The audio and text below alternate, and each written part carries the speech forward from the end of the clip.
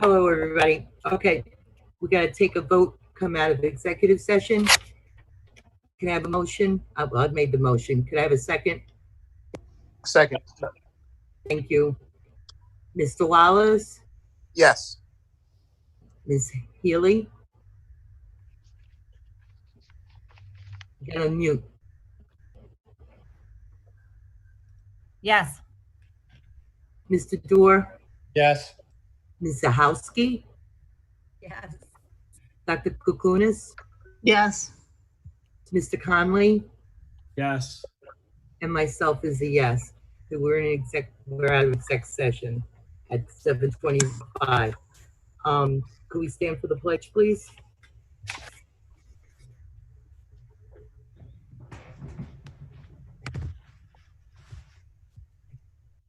I pledge allegiance To the to flag the of the of the United States of America and and to to the the republic republic to which it stands, one nation, under God, indivisible, with liberty and justice for all. Thank you, everybody. Okay, so it's been a rough week. I have a couple of things I have to say before we get started. First, I'd like to acknowledge Roanoke Avenue Principal Tom Payton.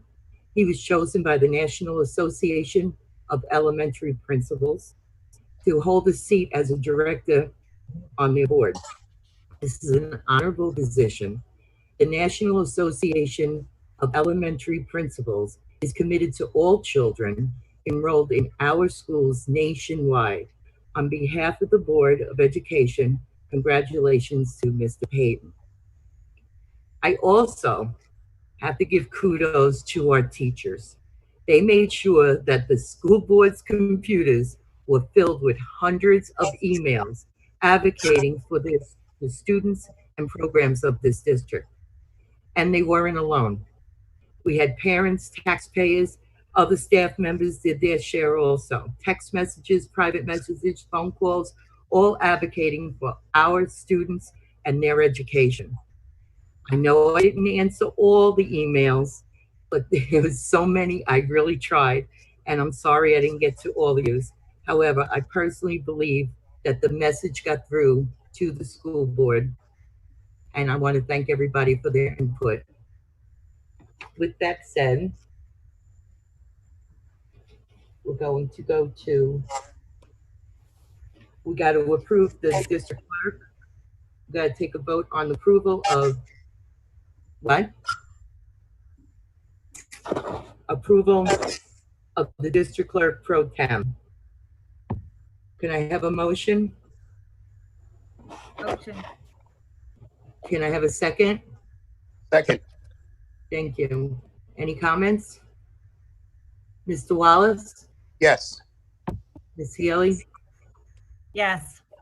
Mr. Dorr? Yes. Ms. Zahowski? Yes. Dr. Kukunis? Yes. Mr. Conley? Yes. And myself is a yes. So welcome on board, Mr. Parrish. Next, it's superintendent's report. Thank you, Mrs. Downs. Good evening, everyone. First, I would like to share that the family reentry survey was posted today on our website and a link was sent out through email. We ask that families complete the survey no later than noon on Monday, August 17th, so that we can finalize our reentry plans for September. Also regarding reentry, I'm working with our building principals to set dates for community Zoom meetings to discuss reentry plans specific to each of our 7 schools. These meetings will take place next week. More information and specific dates will be shared later this week. My last item is regarding the process for determining what will be included in the contingent budget. Last Thursday, I presented to the board my recommended budget. Along with this recommended budget, I also shared other options for the board to consider in case they didn't agree with what I presented. As interim superintendent, it is my role to present a recommendation to the board. It is the board's role to consider this recommendation, and if not in full agreement, to consider other options. The board engaged in a productive and thoughtful conversation of the choices that they had before them. I look forward to the continuation of last week's discussion tonight. As I mentioned last week, this process is not easy, but thank you to the Board of Education for their diligence in this process. And I'd like to echo Mrs. Downs' sentiments, thanking all the people that took the time to contact me and the Board of Education to share their views regarding the possible reductions to our budget. The community's input is always valuable. Thank you. Okay, that was very nice. Consent agenda. We only got 2 items on consent agenda. So can I have a motion, please?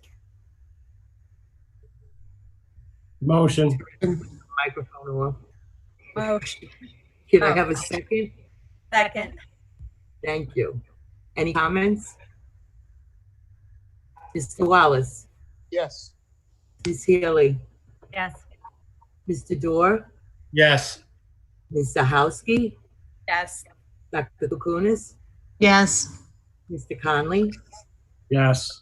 and myself is a yes. Consent agenda moves on. And we're up to old business. Now, old business is the contingent budget options. This is a discussion amongst us all. Now, Ms. Toner, you have some options that you wanted to show? Or do you want the board to just, do you think we should just go into a conversation? Yeah, whatever the board wants me to share, I'm happy to share. We have the original budget from Thursday available, and then 2 additional options that have been discussed through different suggestions that people made. Can I would like just to make a comment. You know, we were originally presented with the 2.6 million in cuts. You know, that first option that you gave us, and then in order for us to make those 2.3 million. And so the AIS and the TAs and upper foreign language, and I believe it was Pulaski music that I don't remember asking for that, and I think it's caused a lot of stress for the community. I don't know how the other Board of Ed members feel, but I would like to take that off the table. And I do know that those that were trying to save their extracurricular, they themselves weren't looking to cut academics to go down that road. You know, I myself just was very pained to see those up there, and I don't think our teachers out there deserve to see those. So I'd like them off the table, if you don't mind. Ms. Healy, it was taken off the table. Okay, thank you. It's definitely off the table. From our last discussion, though, we were nowhere near looking at removing any AIS services. Nobody on the board brought that up at all. I brought up the foreign language, but then seeing the numbers of students that are in those programs, I'm not willing to cut those either. But I think it was a big area of confusion for most of the people that emailed us that thought that we were automatically cutting the AIS services, and that was the farthest from the truth. Thank you, Chris. Thank you, Chris. Yeah, I agree. You know, I don't want any academics cut at all. No, nobody did. Nobody. Or teachers, you know.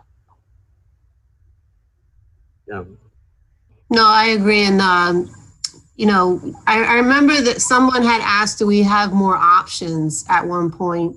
And our community has to remember that anything that's not state mandated is a possible option. That doesn't mean we're going to take that option. So just, you know. Yeah, there's nobody on this board, and I can contest to that would do something like that. Nobody wants to hurt the kids' education. That's definite. We're all here for that reason.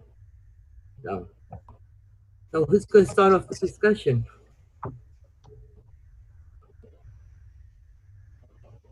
Go ahead, Therese. You got that big smile.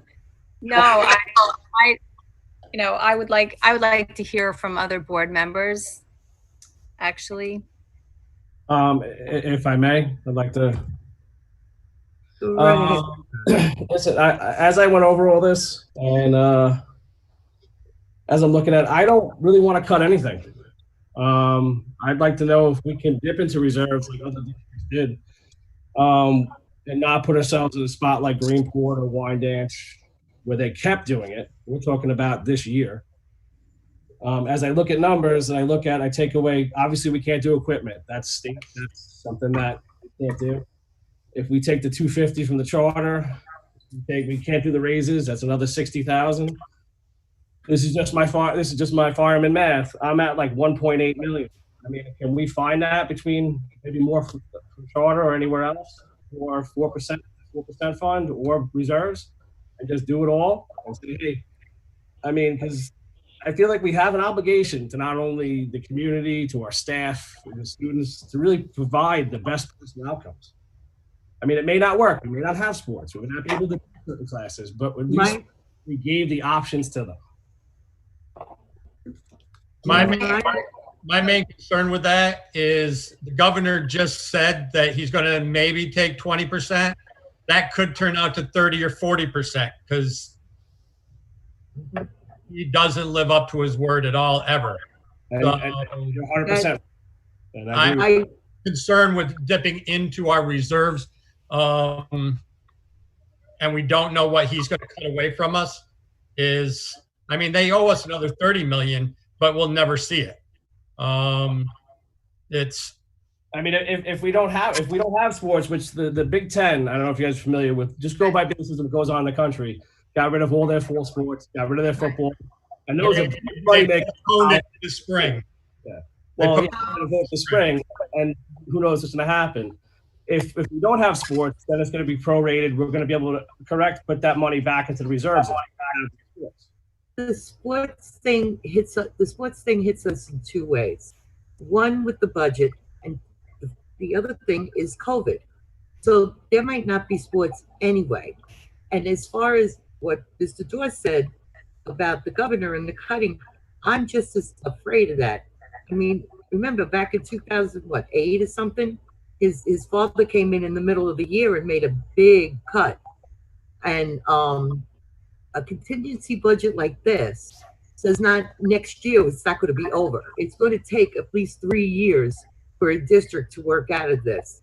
And we're going to need those reserves as those years go on.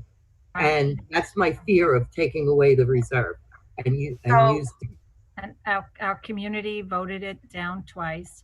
And you're right, Lori, because if you do look at our financial audits, it costs 151 million actually to run our district last year, and we have to use the UFB to always cover the cost. Am I not correct, Sam?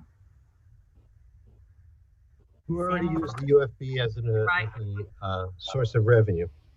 And if you rely on the UFB for even additional source of revenue, you will not be able to recoup the savings, and you will soon have no UFB. Right. So we'll be playing a lot of catch up. So that's what we have to be careful with that. I know maybe some people don't understand that, but that is why you have to be careful. I fully understand that. Other districts have done it. I mean, it's used for emergencies. I consider this to be an emergency. I don't want to start dipping into our reserves so early in this COVID game. Like Chris said, the governor is anticipating at least a 20% decrease. And if we start dipping into our reserves now, we're going to have more difficult decisions to make next year. I don't want to be there. I don't want to be there. And right now, the plan is, if the governor should make additional cuts, that's where the money will come from to make up the difference. It's coming out of the fund balance. And I don't think it's if, I think it's when. Yeah, exactly. I agree with you. Made a good point. The actions that you take right now are going to define many of the actions that we need to take for the 2021-22 school year budget. So it's important to keep that in mind as you make your decisions tonight. Just my advice, I don't want to touch it. I'm not touching it. Well, personally, I will not agree to anything that hurts any part of education. that takes money out of the reserves or puts sports and music in. I want, we got to do what we got to do. It's unfortunate, but we have to do it. Sports and music are a valuable part of the child's education. There are many students, the only reason they come to school is the sports. And the number of parents that I have called me and emailed me and texted me saying they are moving out of the district because we are not going to give the kids a chance for sports is astronomical. That we are losing them. They're going to Mattituck. They're going to Shore. My own child has been approached to go to another district. Or to St. Anthony. These kids need this. They have enough taken away from them. I don't want to have the short-sightedness of this district that takes the chance away if there is sports that they're gone. Well, the fact of the matter is sports should be gone anyway. 59 people decided anyway. But they may play. And if we just blatantly just wipe it away, then they won't even have a chance. There are kids depending on those sports to get into a college that they normally wouldn't have been able to get into if based on just their academics. It's a vital part of their education.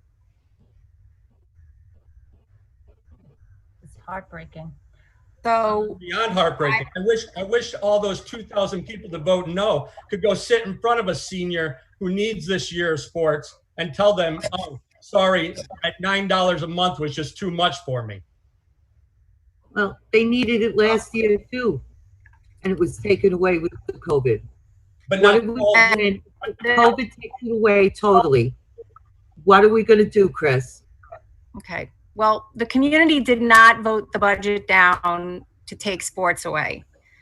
I am not going to get into my thoughts on why the budget was voted down, but what we need to figure out is, since we are all in agreement that we're not taking away any educational programs, what can we do? Sam, is there, there's got to be a buffer somewhere. In all the categories of our finances, I'm sure there's padding. I don't want to assume how much what can we do? Because the community is divided. We have a way that we can look at finding money. I mean, Virginia found $250,000. So, what can we do? But if I can, I know.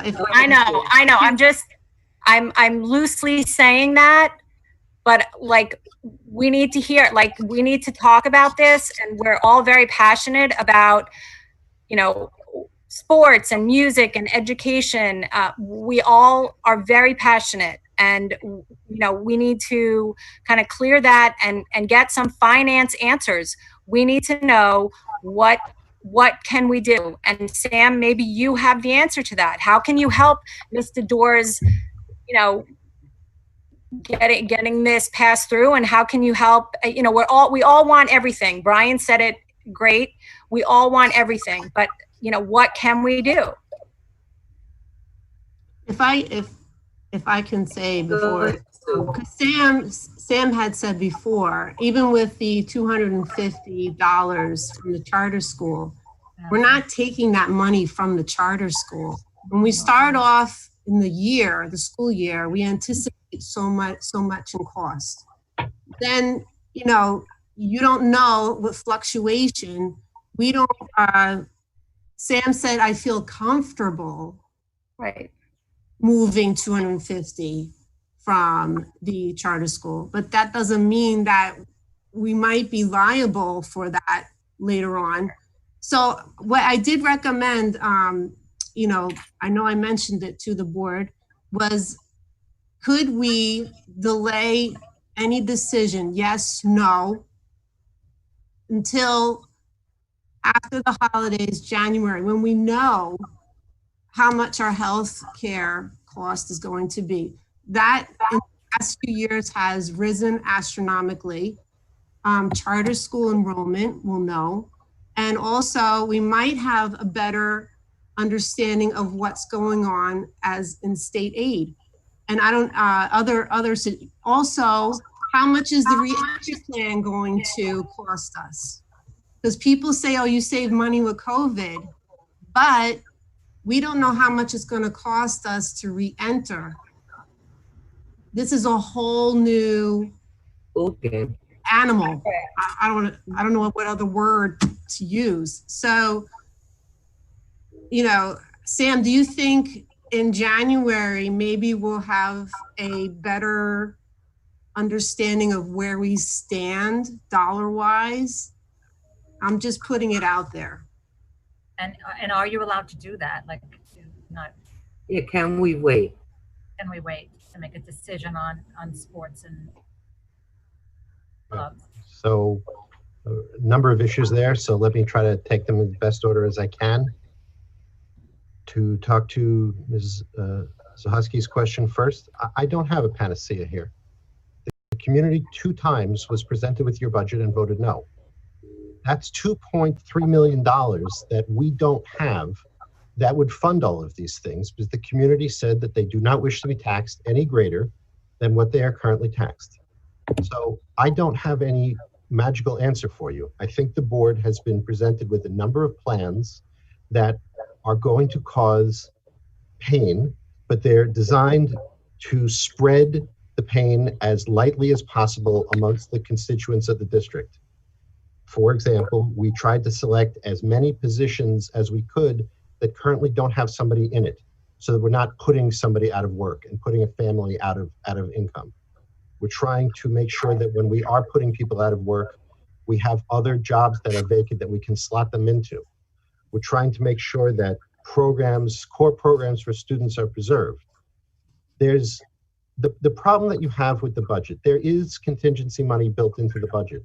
But when you spend that contingency money in order to fund your everyday expenses, when you have those contingencies realized, you have no way to fund them.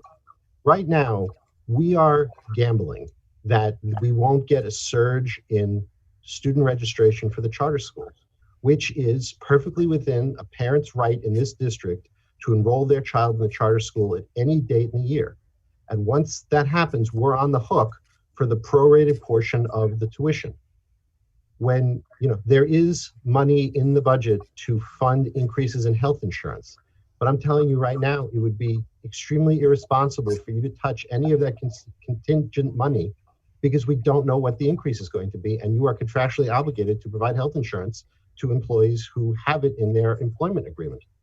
So I think the problem you have here is, yes, we all want to fund everything for everybody. Believe me, these choices, and they're not my choices, they're the board's choices, but these choices have kept me up at night because I know that we are negatively impacting people's lives. And it's very tragic, from the people that we are going to put out of work to the students to whom we have to say no. Every one of these decisions is tragic. But unfortunately, the democracy of this community has resulted in you not having a growth of $2.3 million, the amount of money that you can spend on your program. Right. So you're going to have to make some hard decisions. And the decisions, the recommended cuts that Ms. Toner presented to you last week in her first slide with the chart are her recommendations about the best way to proceed. And I know they're not popular, but they're the least worst. I think that's the way I would describe these choices. They are the least worst. So switching over to Sue's question, yeah, you could make the decision that there will be no sports program now, and that you can revisit this in January or whatever the natural time to the start of the winter/spring sports season, and figure out if you could start it up then, not only for financial reasons, but also for pandemic reasons, which is certainly nothing to be ignored. But I think that, you know, and one of you, and I'm sorry, I don't remember which one you said it, maybe it was Dr. Koukounis, you also have or maybe Mr. Dorr said it as well. We ended last year with some extra money left over because we didn't spend money on things like, and I'm just giving examples here, fuel for our buses, overtime for our staff, substitute teachers for our instructional staff. The board authorized all that money to go into reserves to be used this year when the inevitable happens and the governor cuts our budget. But your budget is already balanced on using $1 million a year from the unappropriated fund balance and $1.6 million a year from unspent money the year before. So let me just break down what that means for you. That means in any one year, you have to basically not spend $1.6 million of your budget so that you have it as a revenue source for the following year. If you spend away all the contingency money in the budget, I will not be able to accumulate $1.6 million of unspent money on June 30th, 2021, and then we will have to make a cut to the 21-22 spending because you use it as a revenue source. That's why the board, the audit committee, we talked about this in the audit committee 9 years ago, and we have been doing it ever since. We've been slowly marching down the amount of money you spend from the appropriated fund balance. And I know, Dr. Kunis, you were here, so you remember that. I believe, Mr. Dorr, you may have been on the committee as well. The appropriated fund balance in this district used to be more than $3 million, which essentially means you have to not spend that from the prior year to use that as a revenue source in the current year. Plus, we have been very fortunate. We've been able to keep our 4%, our quote unquote 4%, at a true 4% because we're able to refund whatever we use as a revenue source at the end of the year due to unspent money. Well, again, if you start cutting into all these contingent amounts in the budget, you will be bankrupt very quickly. I don't want to pick on them, but you know, there is a district just to our southwest where they live beyond their means. And then they had to make drastic cuts to the tune of something like 70 employees in 1 year in order to right size them for what their finances are. You don't want that. Right now, we have an excellent credit rating. We just got a new credit rating from Moody's Credit Rating Service last week. And we have a credit rating that's better than the town of Riverhead and is better than most other districts. And I know that a credit rating is nothing to be compared to a child's education, but a good credit rating is what allows us to finance things to make the place go. And if we start eating into our reserves, we will not be able to make this place run. I hate to say it, I just don't know how else to do this. This is a painful year for everybody. And the fact is that we are one of 5 districts across the state where we are on a contingent budget. And so everybody's going to have to eat a little more pain. And it's one of the reasons why, you know, I haven't been shy about making, you know, offering a reduction in my office, because I want to demonstrate that I'm willing to share the pain as well. I hope that answered all your questions. Thank you. Sam, we can only put 4% into the unappropriated fund balance, correct? The law states that you cannot carry more than 4% in the unappropriated fund balance. Now, I will tell you that other districts break that law and the comptroller comes and waves the mean figure at them, but I'm not going to recommend to you that you do that. What I did recommend for you to do, and what the board agreed to do in June, was to put extra money into the reserves that can be used as revenue source. So for that, it's the teachers' retirement system reserve, the employees' retirement system reserve, the workers' compensation reserve, and the unemployment reserve. Our unemployment costs, just to go as an example, normally our unemployment costs in a quarter prior to the pandemic were, I'm going to say, between $1,200 and $3,000 a quarter. Last quarter, our unemployment costs were $88,000. I mean, that is an astronomical increase. So what I advised the board to do, and the board agreed, was let's put money left over from last year's budget into reserves so we can then appropriate them out this year when when our state aid collapses. And I'm sorry, I don't remember which board member said it. I think we all are in agreement that's going to happen.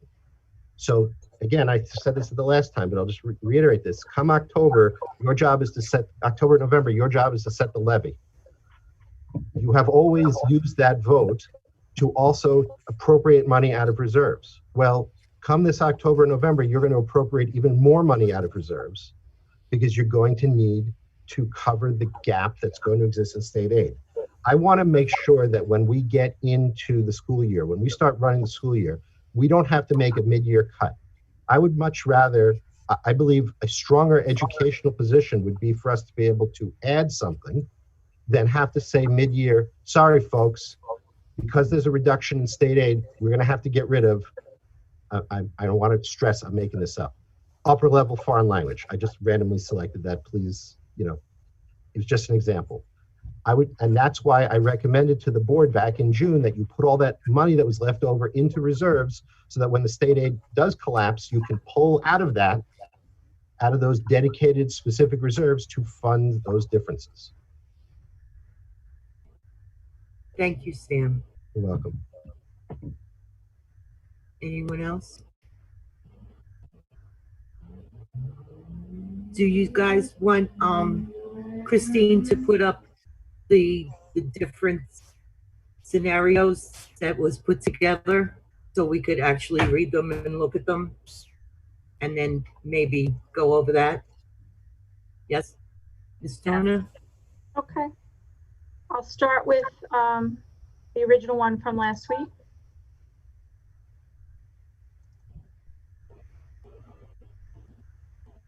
So this was the recommendation from Thursday night, the first slide that was shared. So equipment raises for individually contracted staff. Those are required reductions under a contingent budget by law. The elimination of busing, the 3:15, the 4 o'clock, and down here the 5 o'clock. The elimination of junior varsity sports, middle school sports, science teacher at Pulaski, library teacher at Pulaski, reducing art and technology from 1.0 FTEs to a 0.6. Administrative personnel change. On tonight's agenda, we have an administrator that resigned, so the replacement cost for that administrator would be $17,000 less. Auto mechanic, custodian, clerical at the high school, those are positions that are currently vacant based on resignation or retirement, not replacing those. Accessing a position at district office, a clerical. Reducing our computer technology support by $100,000. That's an outside vendor that we use. I mentioned the bus already. Elimination of clubs and musical performances with the exception of 5 that we mentioned on Thursday. Senior class advisors, junior class advisors, National Honor Society, Student Council, and yearbook, so that our upperclassmen at the high school still can enjoy the things that happen in their senior year that we want them to still be able to have access to. And elimination of clubs and musical performances and varsity sports.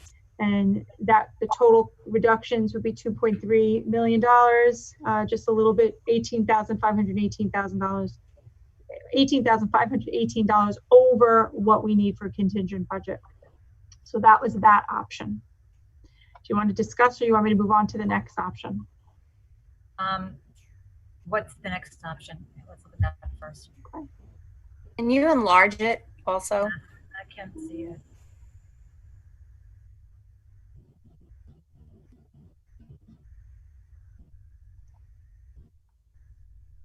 Christine, when you say the next option, it's is this what Dr. Kokonas had sent to us? This option is after our discussion Thursday night in public. We put together the discussion points into this, and I sent it home with in the update for you on Friday. Yes. Okay. Okay. So again, the equipment raises for individually contracted staff as required. The 3:15 bus, the 4 o'clock bus, junior varsity sports, middle school sports, the science teacher at Pulaski, art teacher from a 1.0 to a 0.6, technology 1.0 to a 0.6, the administrative personnel change due to the resignation, the auto mechanic, custodian, and clerical, which are currently vacant positions, the clerical at district office, $100,000 reduction computer technology support, the elimination of the 5 o'clock bus, some of the clubs. This option provided some monies left in the club line for middle school and high school to select some clubs to continue to run. It eliminated 3 sections on the elementary level. It eliminated the literacy coach at Roanoke. We reduced the charter school line by $250,000 based on potential enrollment not being as great as anticipated. We talked about, actually a community member had provided a suggestion about elimination of field trips, and we looked at that line Friday morning, and Often COVID, field trips might not be a possibility, so we looked at field trips off of campus as well as field trips that happen within campus during the school day, and that could be a $93,113 savings. The calendar not being printed, $5,835 still being available online, and then taking $218,000 from the unallocated fund balance, and that would bring us right there, bring us right to the target number. But there's a lot of accessing that needs to happen with that suggestion. Right. And the third option that the board discussed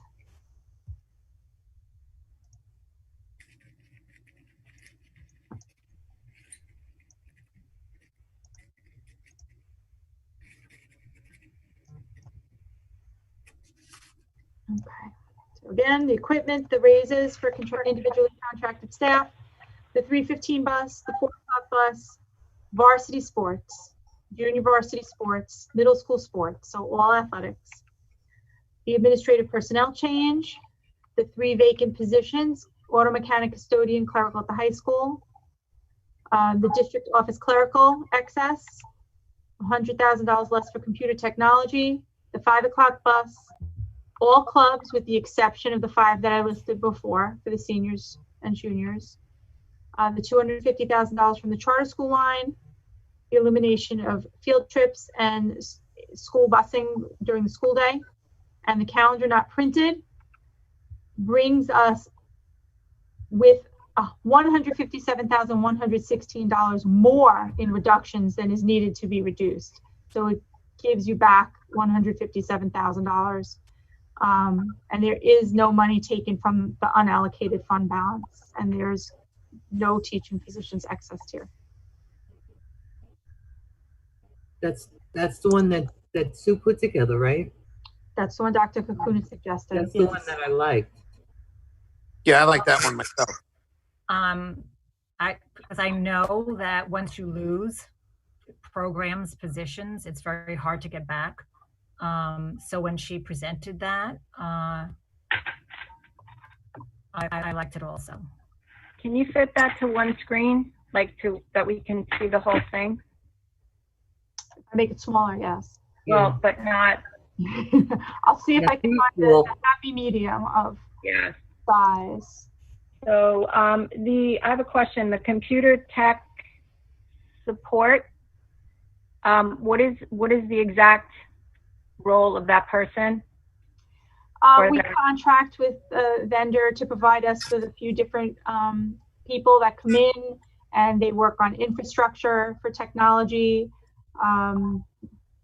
We would still have people on site that would be able to support teachers and do the behind the scenes technology. It will be a challenge, but we've had the conversation with Mr. Hines about some other ways that we could try to still support technology to the fullest, or close to it.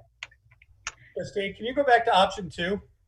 Just 1 second on the technology support. I'm just trying to get a sense of, is with, online learning and all of the, does that affect any of it with, is it gonna, okay. It's more behind the scenes things, but it's not the professional development needed to run the online programs. It's not software. I don't mean that. Is it, I mean the amount of technology that's gonna, that the impact of the distance learning and everything happening online for a majority of the week. What is that going to impact?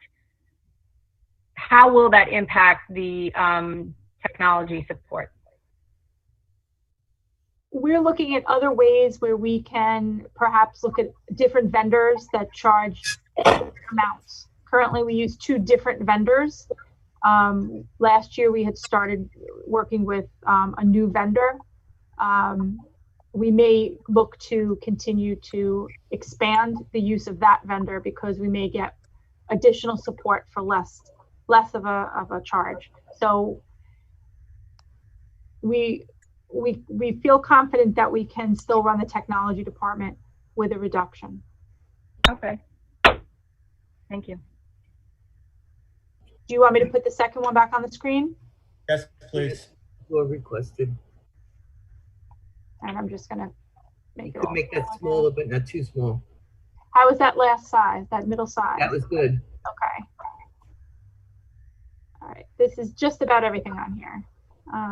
Can you talk about the science teacher at Pulaski?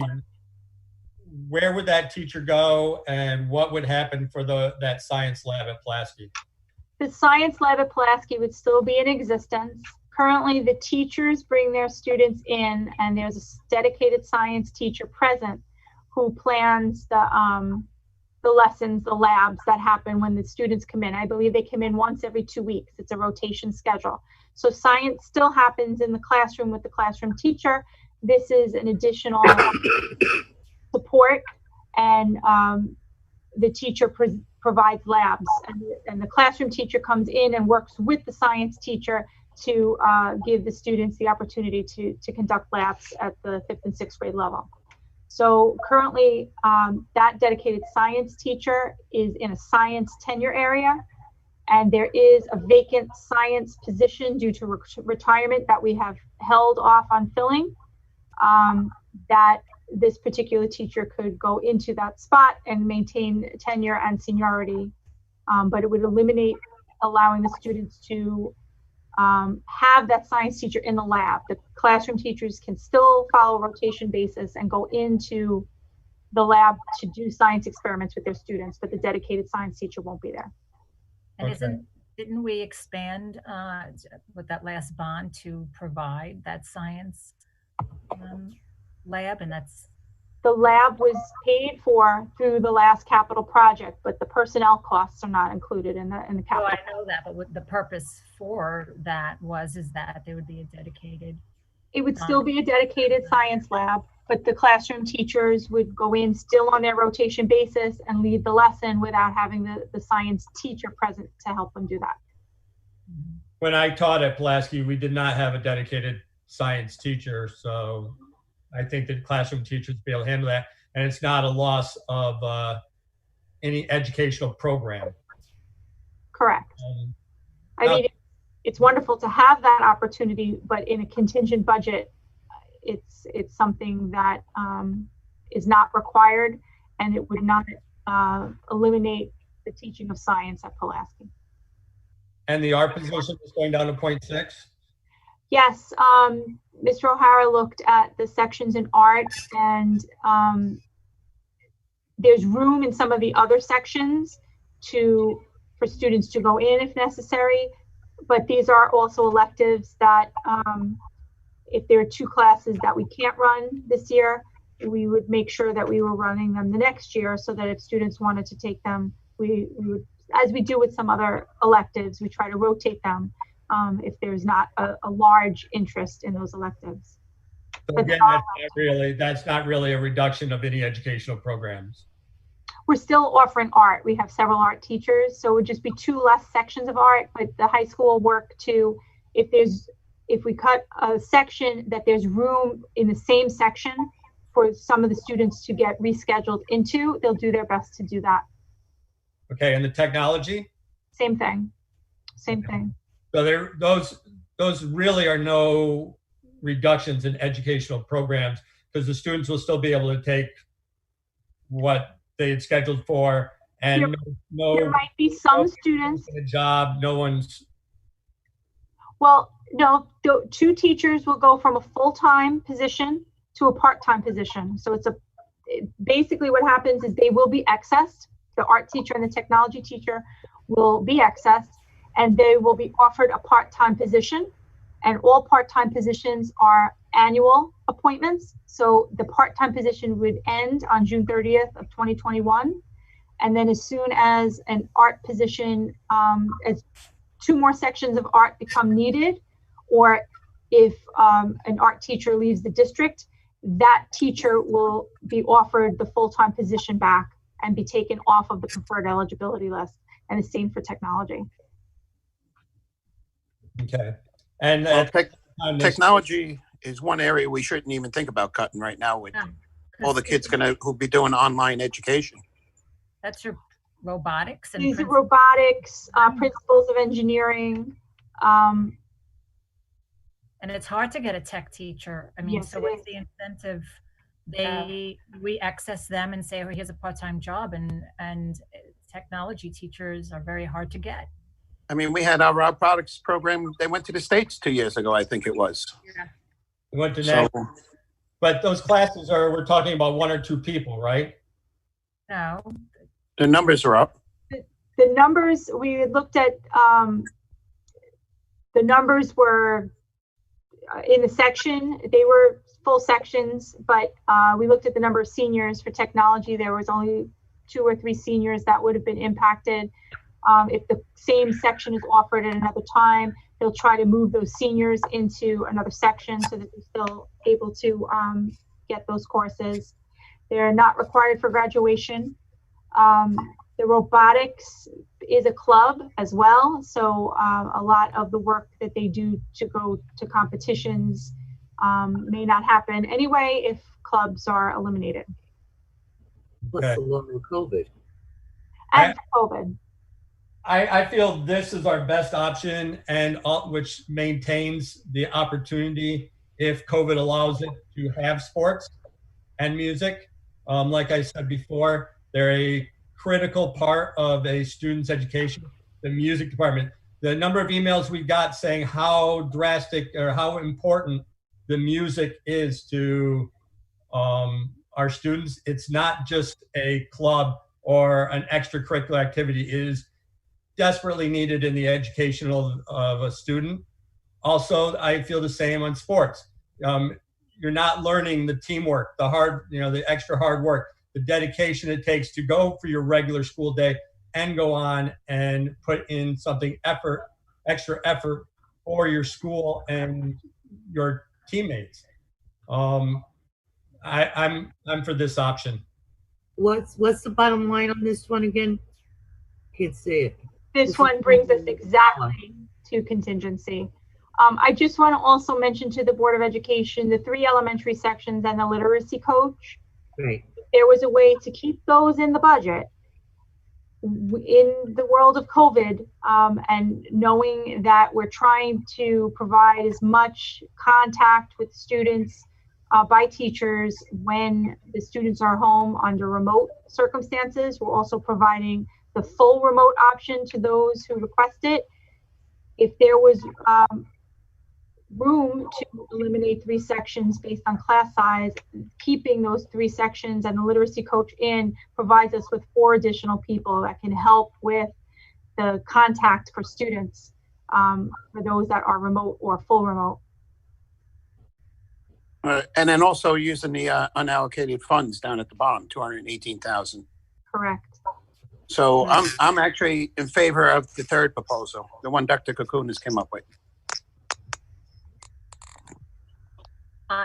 I'm hesitant. I don't want to cut any of the teachers. Right, definitely not. That's because I know how hard it was for us to get a technology teacher. I guess you're on the other one. Which one are we on? Oh, you're on. This is the 3rd one. This one does not eliminate any teaching staff. Right, that's the one I think is the best. That's the one I like. Left over for, can we put it to clubs and music, and then we can start hashing out what people want to do about, because here we're not even going into any reserves or anything, what you want to do with the extra 157,000. Christine, can Well, you? we are missing We're missing an AP at the high school, so. Okay. Can you just go to the actual first line so we can see the everything in one? It is. I'll have to shrink it a little bit more. All right.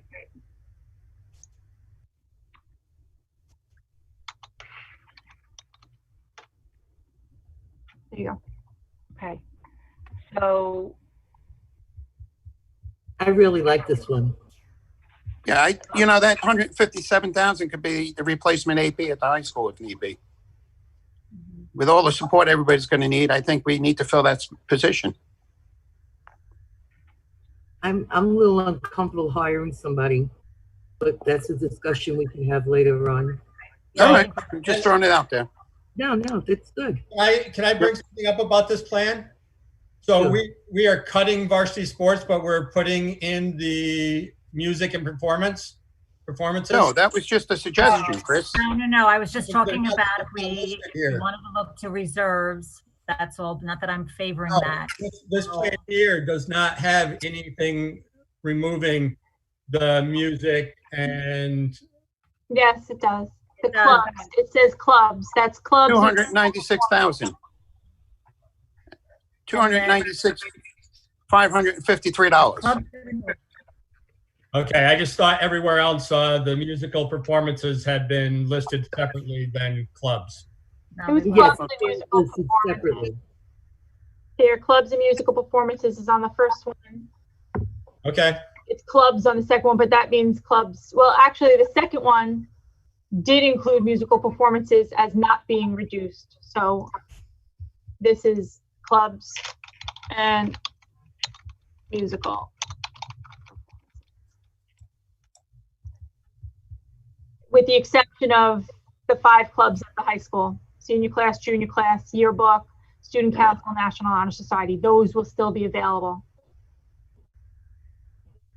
So we need $753,000 to put varsity sports and clubs and musical performances back together. Yes. Back on the, okay. Assuming you run the full season of Right. sports. If there's no So- fall sports for some reason, then that number Right. drops. Okay, so let's assume that, and if I can just get the words out so I don't forget what I'm trying to say, let's assume that we can't have fall sports. Can someone calculate this? So let's assume that we don't have fall sports. What savings will that give us? Because that's and anything that happens with the clubs and musical performances. When I say sports, it's also the clubs and musical. So what are we going to save in the fall if we don't have any sports and any clubs or musical performances? What would we save? You give me a couple of minutes to work on it right Sure. now while you continue the conversation, and I will come up with a ballpark figure. Okay, then I'm going to backtrack, and I would just like you to clarify again, what did we save through COVID by not having spring sports and clubs and musical performances in the spring? Sam, is that pretty close to the same amount that you're going to break down now?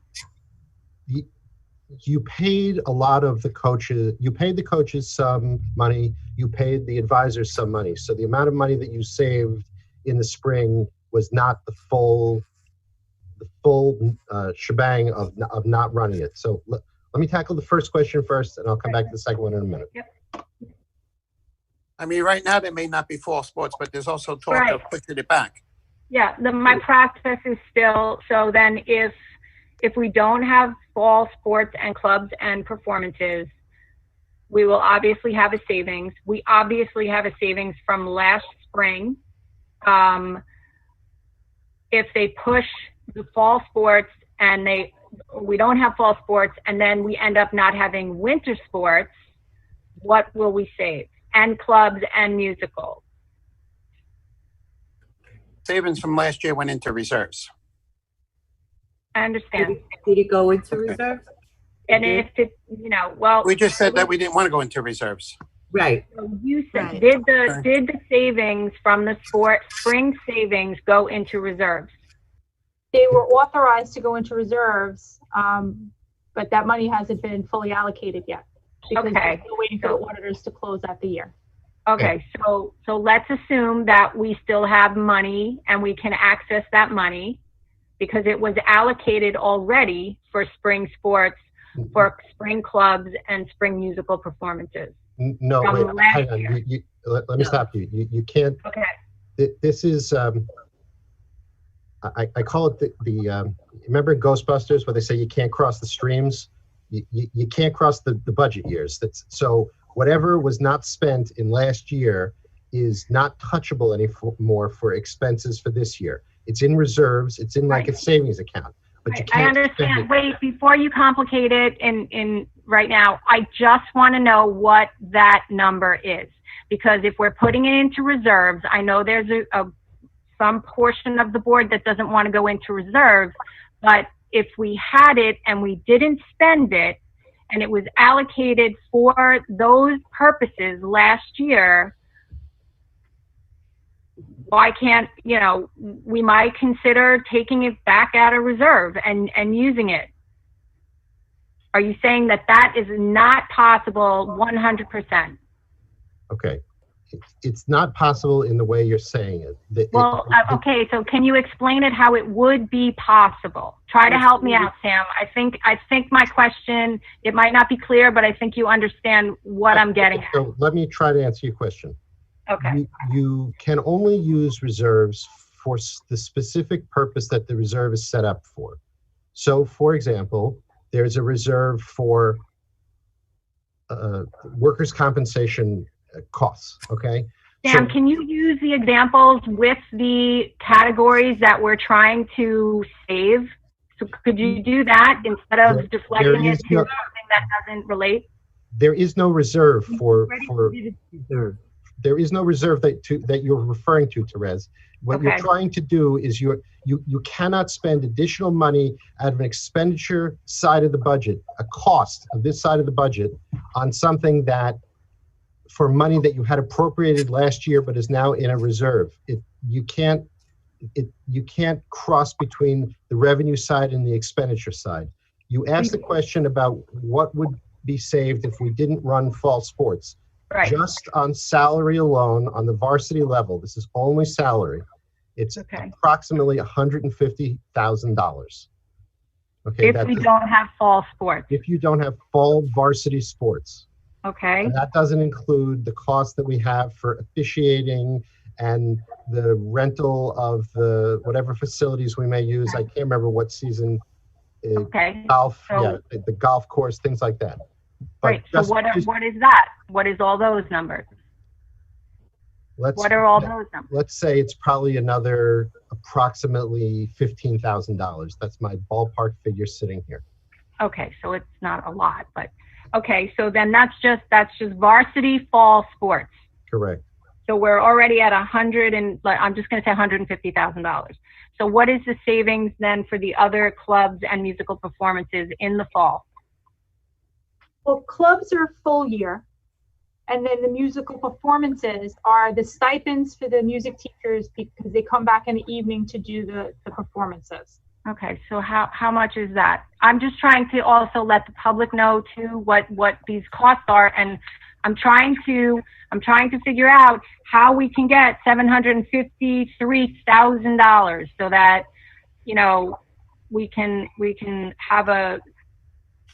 But you cannot take out of the reserve. We already put it into those reserves that Sam was saying. We I'm talking about savings for fall, this fall, 2020.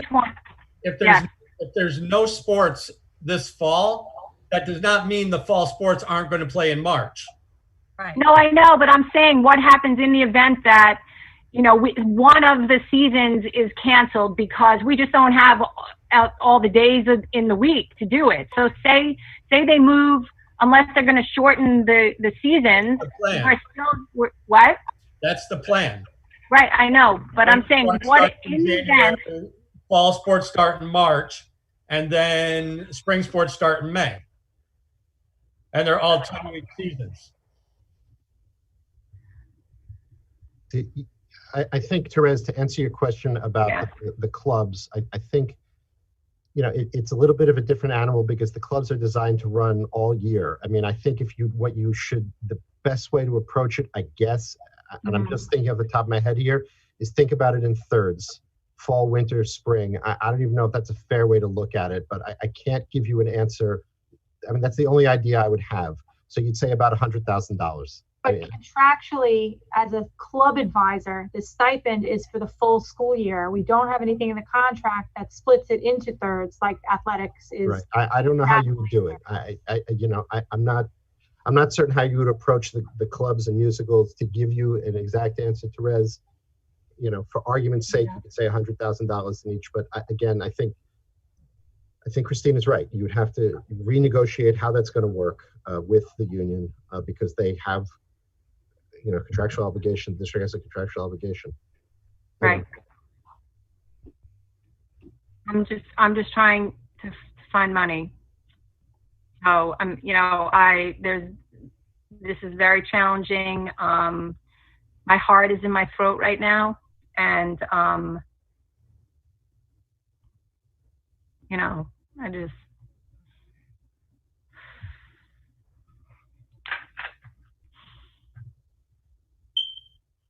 So none of this stuff here touches the elementary other than Pulaski Street, correct? Pulaski Street's not in here either.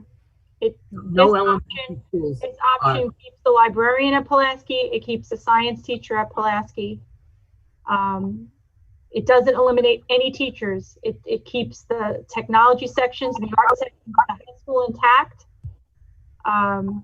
Because I think it was Virginia, the point about the technology teacher.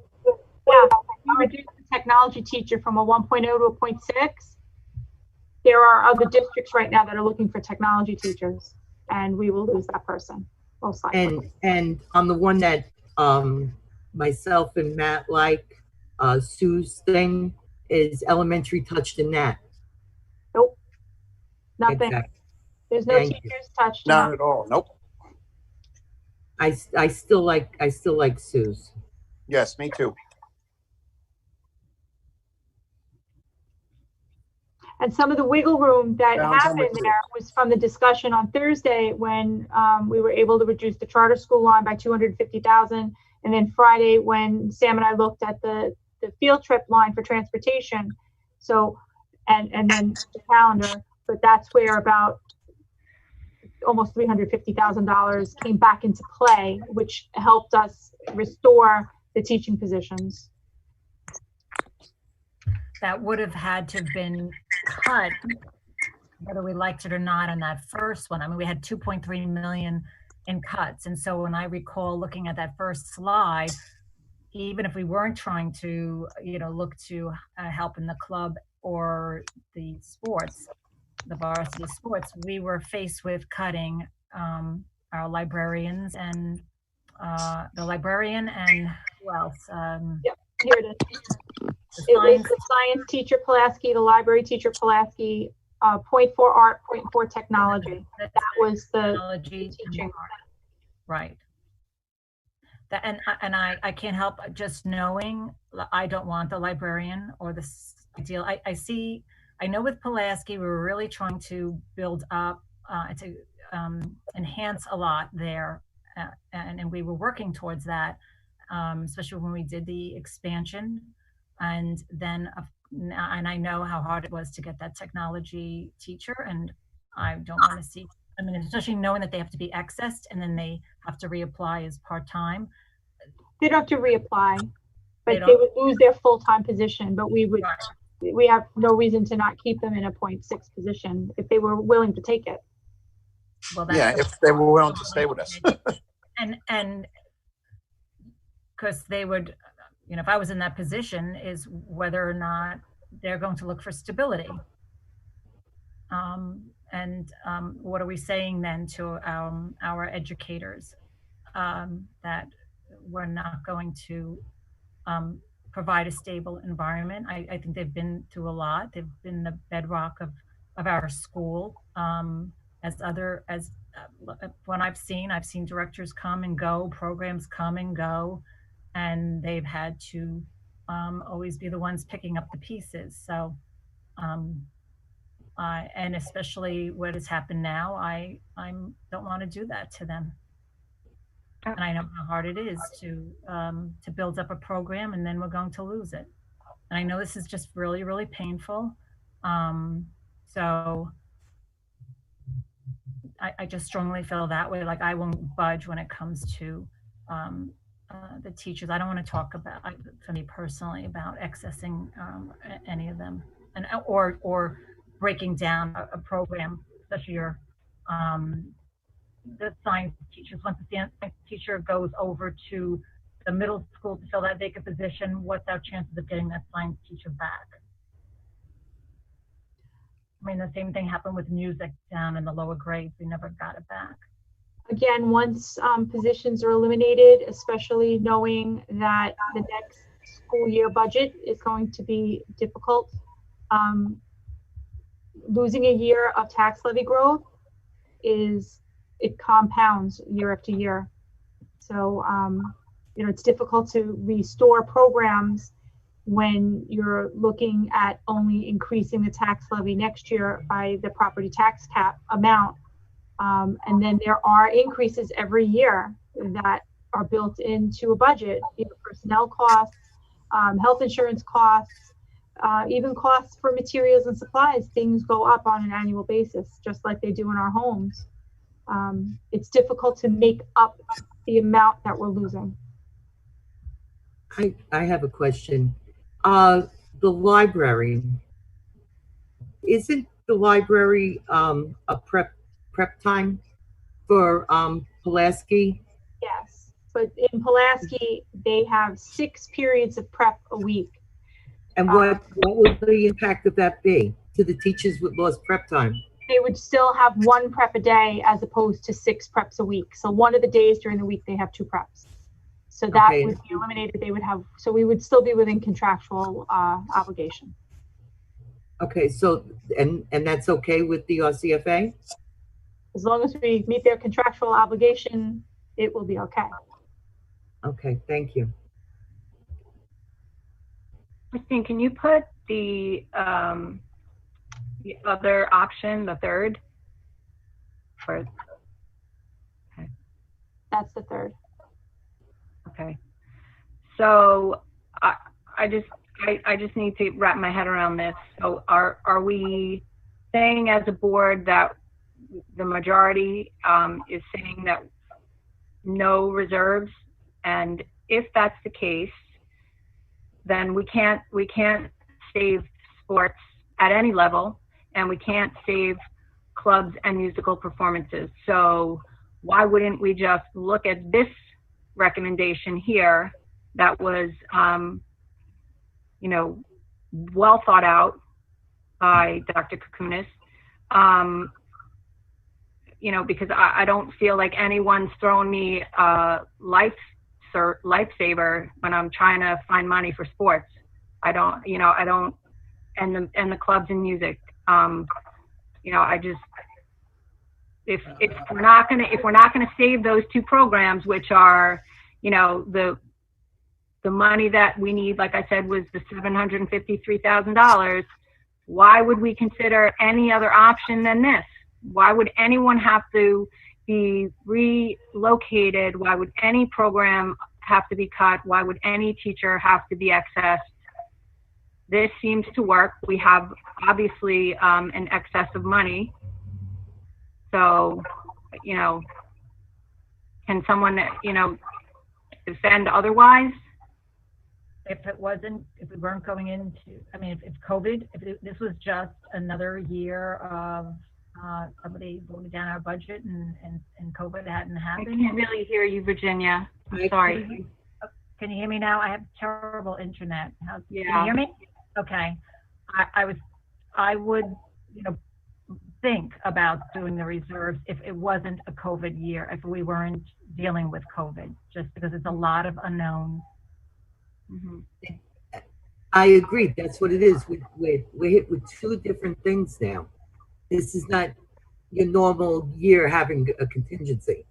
Right. And other things that are included in it. Yeah. But I still like the third option better than this. My question is, since we can't financially save any sports program or clubs and performances. That's not true. We can use option 2, which would save sports and music, and really right, not. But then we would have, you know, people's jobs changing, and so, you know, I'm not in favor of that either. You know, so I was just asking what, you know, if we couldn't save, because the vote, Chris, unfortunately, does not seem to be in favor of the varsity sports and the clubs and music and taking any money out of reserves. I mean, that's what I'm hearing, other than you and me trying to get my finger on the pulse. That's not true. Able to If you look pay attention in the beginning, I brought up reserves right off the bat. I didn't hear any of that. never be able to look those kids in the face and say that I had an opportunity to save their sports for the season and not do it, or their musical performance, or their bluegrass performance, and say, "Oh, we just decided to go the easier route." Wait, Chris, I'm sorry. I'm not sure how you're answering me. Are you yelling at me? I'm just angry at this whole situation. Yeah. And I'm angry at these kids who are going to lose out on their senior year because of this stupid made-up virus, and also because of ignorance in this town by 59 votes. 59 people who couldn't get off their butts and go out and vote. That's what I'm upset about. Right. I fully understand that, Chris. I think that, there's a lot of people in our community that, have that same passion. It's unfortunately. There are kids who are not going to be able to go to college, to their college of their choice, because of this. Yeah. Yeah. I understand that. Not because we're moving a science teacher from Pulaski Street to the middle school. It's because they couldn't do the music performance to have a certain school look at them. Right, but can I ask, that's a great point, Chris, but let me ask you, so moving the science teacher or whatever how much would that savings be? It's not going to save the programs. It's not going to save sports and music. It saves the programs. How? Put option 2 back up there. Oh, no, I meant, without. Yeah. I mean, you guys keep on going. Listen, I'm very upset that all the sports are canceled. I have children that play middle school sports, and there's the middle school music and theater, and it's JV and it's varsity, because all these kids that aren't playing middle school sports aren't improving their skills either, so they're suffering. Everybody's suffering. Yeah. Unfortunately, the public spoke and voted it down. It's not a good spot for anybody. Right. With the pandemic going on and the unknown reserves that or the money we're going to get from the state, we cannot possibly go into the reserves. And the thing is, when the public voted, they knew what was going to happen and what was going to be lost when they voted. They knew this. And I mean, I've had people that are sports people call me and talk to me and text me and send me emails. And a lot of them are totally opposite of what I'm hearing from Chris. I got them that are like, look, I'd rather have my kid educated. If you got to take away sports, take away from their education. Yeah. But they don't feel that way. Because they don't listen. But they're sports parents themselves, Chris. Yeah, we're not here to judge anybody. We're not here to judge. Calm down. Listen, to back up what Lori's saying, there was plenty of emails of sports families that much rather have the education and keep the educators working than put anybody on the unemployment line and get their kids educated. And get unemployment line. Thank you, Matt. I see that you read them. Yes, we would be putting people on the unemployment line. This is how the things on Facebook that people go up and saying ridiculous things. We weren't looking at taking AIS positions away, but that's all we heard about all week is how we're taking AIS positions away, because they were shown on an alternative slide and no one even mentioned it. And just like there was that, there was the language, there was a lot of stuff that was these people all emailing about. But and we're they not were very putting anybody on the unemployment line, and you just said we're putting people out of work. We're not. I'll tell you. Those emails that I got were everybody was for education. There maybe was one or two that wanted their sports in. The people that I talked to that were sport parents, all in those emails, and Matt can contest because apparently he read them too. There were parents in there that would rather have their kid educated and taken away and sports taken away. They said education first, sports is second. Fine. do whatever you want. I cannot vote for anything that takes away music, the blue mass, and sports. All right. Therese, if in the beginning, I don't know if you missed, I said roughly, I'm looking at roughly 650,000. Just doing my math. Okay. To keep, and that's what also I wanted to bring up the 315 bus from the high school. That's a huge bus because that's every kid that goes after school for extra help, does all the things that we're keeping.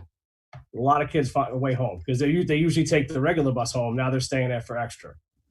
How that equates into it, to feel that we can't dip into the reserves for less than 700,000 and that's going to make or break us, then we're in some serious trouble if that's the truth here. It can be done. Other districts are doing it. I know we're not other districts, but it can be done. And then, I don't see it being that big of an issue. I understand the whole both sides, but why not give it a shot? I just want to ask you on the musical performances. I mean, we haven't discussed this, but if we're allowed to have musical performances, the stipends are for stipends outside of the school day.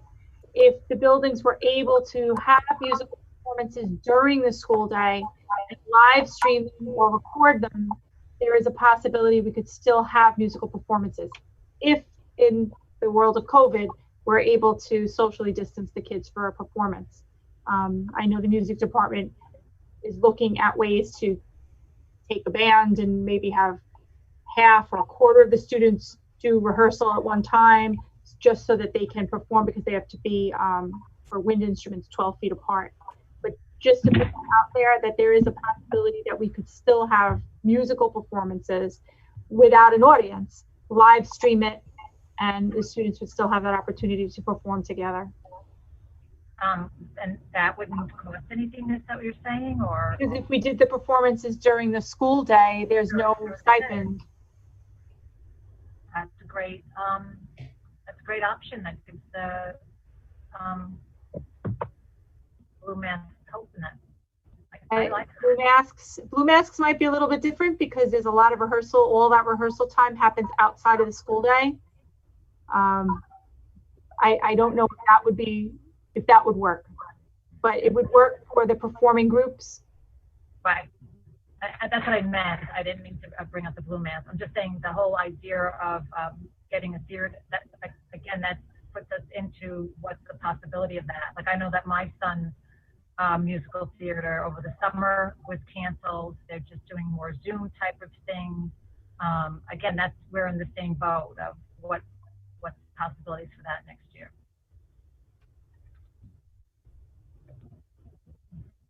All right, does everybody have an idea of what 1, 2, or 3 they're voting on? Yes, I'm going with the third proposal. Ready to take a vote? I make a motion, we go with the third proposal. I second it. Consensus?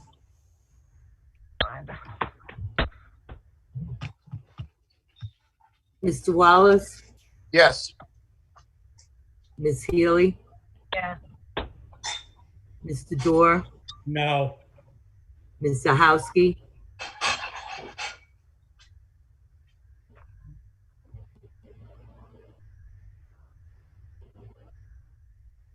Are you thinking? My head is going to explode.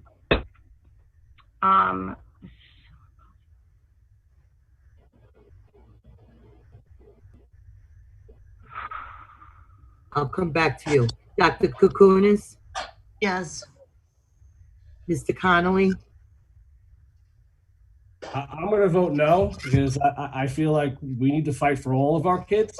And I don't think we're doing that right now by not looking into reserves and other options and worrying about planning things that may or may not happen. Okay, thank you. Thank you. And myself is a yes. Rez? Okay. It's already passed. I know. Hey, let her say her piece. Let her vote. Yeah, say your piece. well, this is what happens when a budget fails. And I can't believe that we are here in this position. You know, the commitment and honestly the love that, you know, all of us on this board and the people listening and the teachers and everyone that works here, it's just insurmountable that we have to make this decision. Like, I want to fight. I want to fight for all the kids. I want to fight for all the parents. I want to fight for all the teachers. And, you know, because the budget failed, we're now here trying to make a very hard decision. And I'm going to vote no. Okay, thank you. No. Option 3 passes as our contingency budget.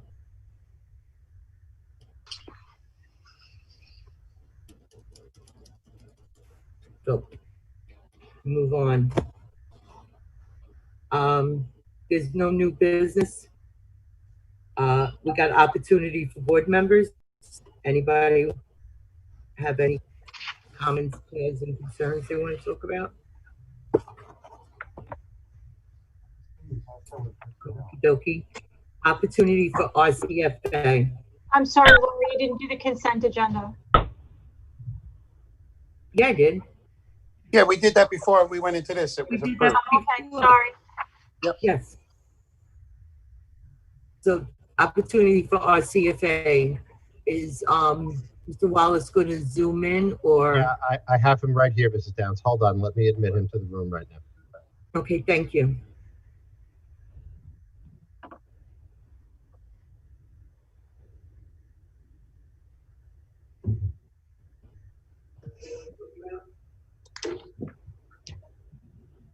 Come back, Mr. Wallace. Walk away. Greg, are you there? Yeah, I'm here. I just had to turn down my TV. We understand that the board had to make very difficult choices today, and none of these choices are good, but we'd like to commend the board for preserving the education programs of the children of this district, even though it came at a great cost and there's a lot of people making sacrifices. We commend you for making that decision. We are now embarking on an incredibly difficult and uncertain time. Make no mistake, we all want to go back to a 5-day-a-week normal schedule. The split in the cohort, the split cohort option is not ideal for students, families, and teachers alike. But if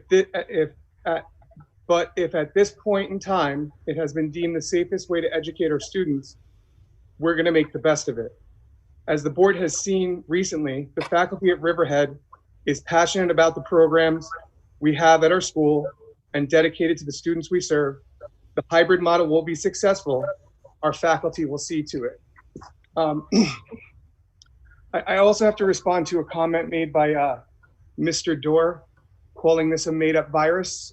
We have some faculty members who are infected with COVID who are very sick, and some of our students' family members actually died. And I found that comment to be incredibly offensive. Have a nice evening.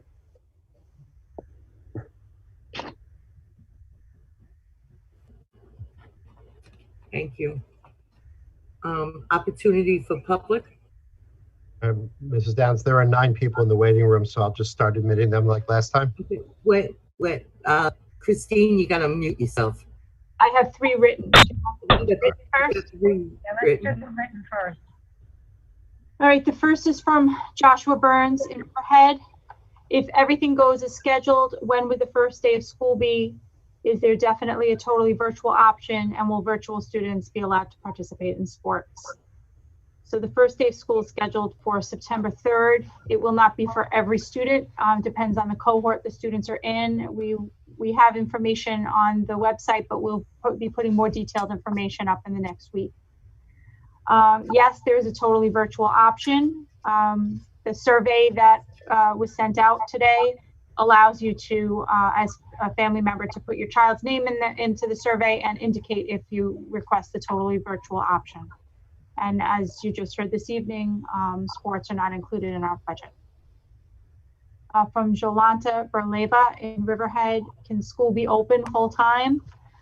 Based on the size of our classes and the amount of space that we have available and the amount of staff members we have available, we cannot offer a full-time option for all of our students under social distancing. We do hope that at some point this school year, the powers that be in the government allow us to return to full-time in-person school. And at that point, it will be full-time for all. And for Monique Parsons in Baiting Hollow, she has quite a long, multiple questions here. Why are we not using a live streaming platform so the students that are not in school during the days that remote learning is to take place can view and follow along with instruction? There are many issues that can occur by having students in front of a teacher as well as students logging in virtually from outside of the school. So at this point in time, we are not doing synchronous live instruction with students at home and students in the classroom at the same time. How are teachers supposed to get through an entire year's curriculum if they're teaching the same things twice, maybe even 3 times throughout the week to different cohorts? For grades 7 through 12, we are working out the details to have our teachers do a recording of a portion of their lesson while they're in the classroom, but not showing any of the students. And then by the end of the school day, they'll be able to post those lessons. So the students who are on a 6-day cycle will be able to get 6 days of new material. So the 2 days that they're in person, as well as the 4 days that they are home remote, because we recognize the importance of continuing with the curriculum and not doing 1/3 of the curriculum.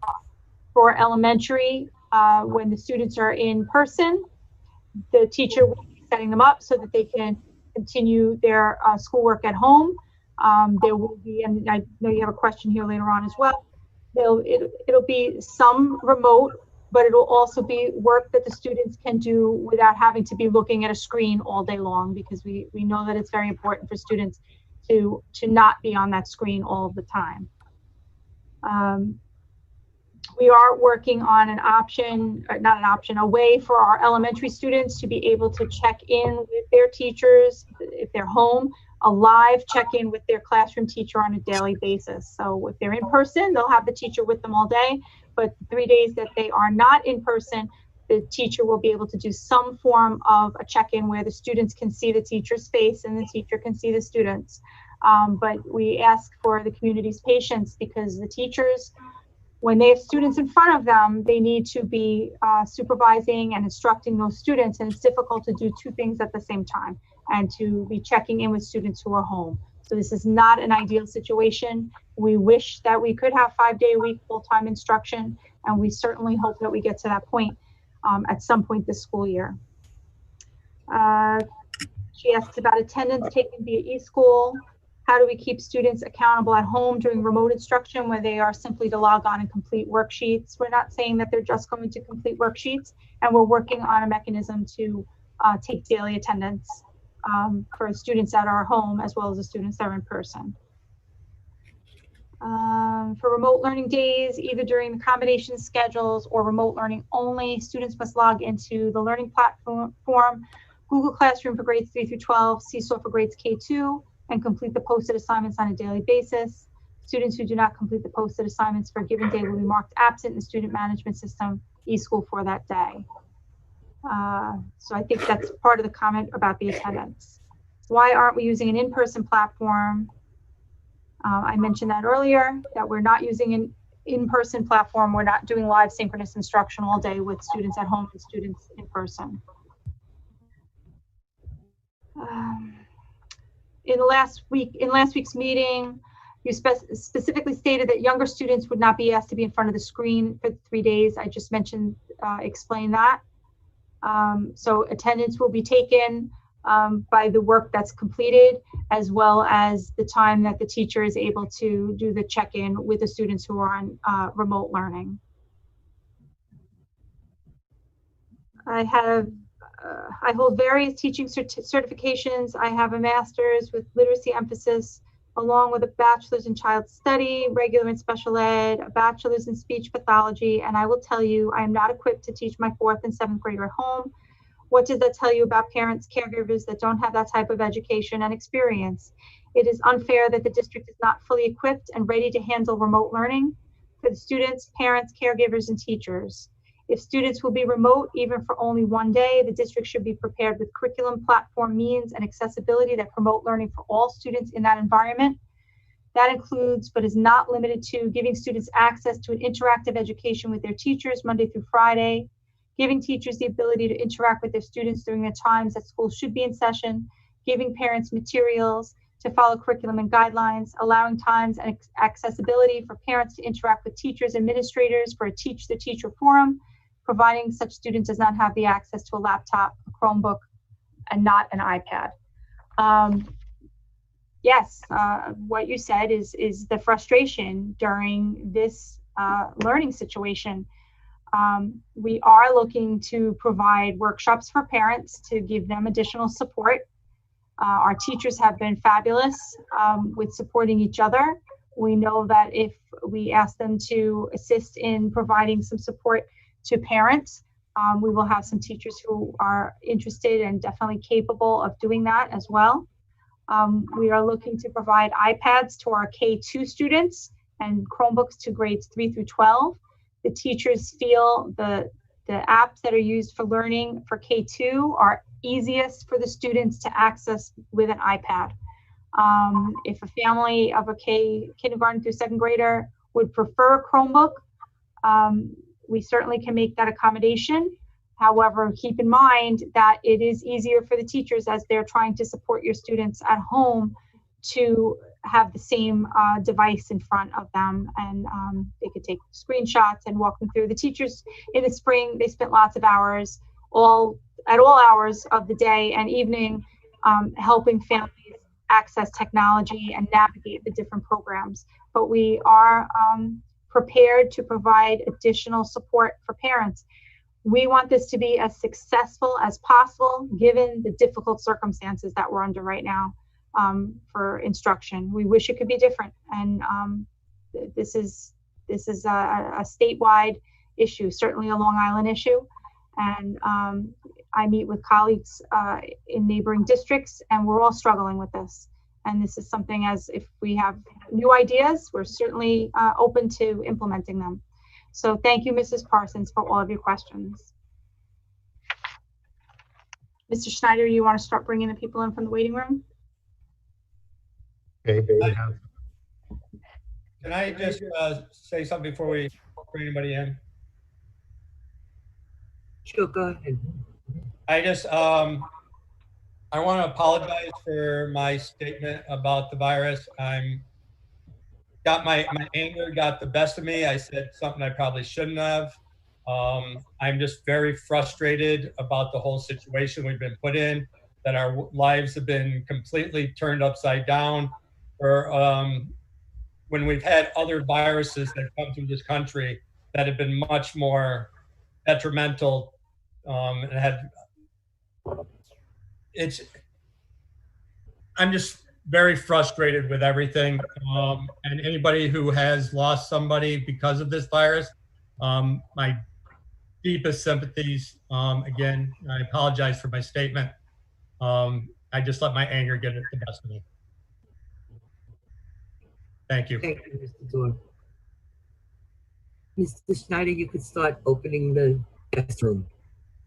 All right, thank you, Ms. Downs. There's 11 people currently. The first person has the screen name BRODW_000.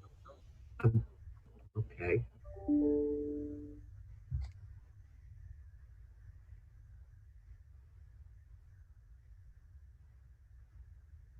I believe they're connected now, Mrs. Downs.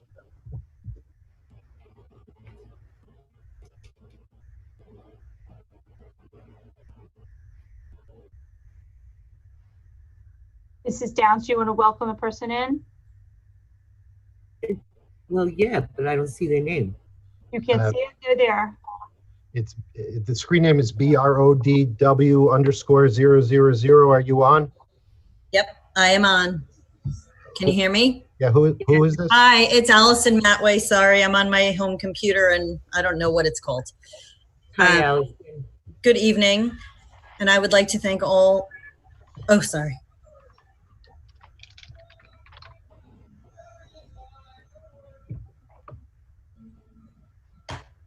Allison, we can't hear you if you're talking. Yep, it's Allison Matway. Can you hear me? I can hear you now. Go ahead with your question, hon. We keep on losing your audio. There's a lag. It's a big lag. It's big.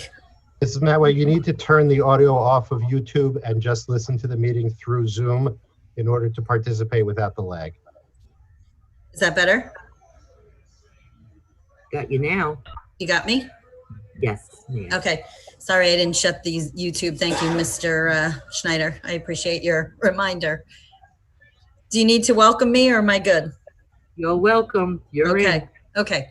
So I would like to thank you all for the hard work that you did on the decision was not an easy one.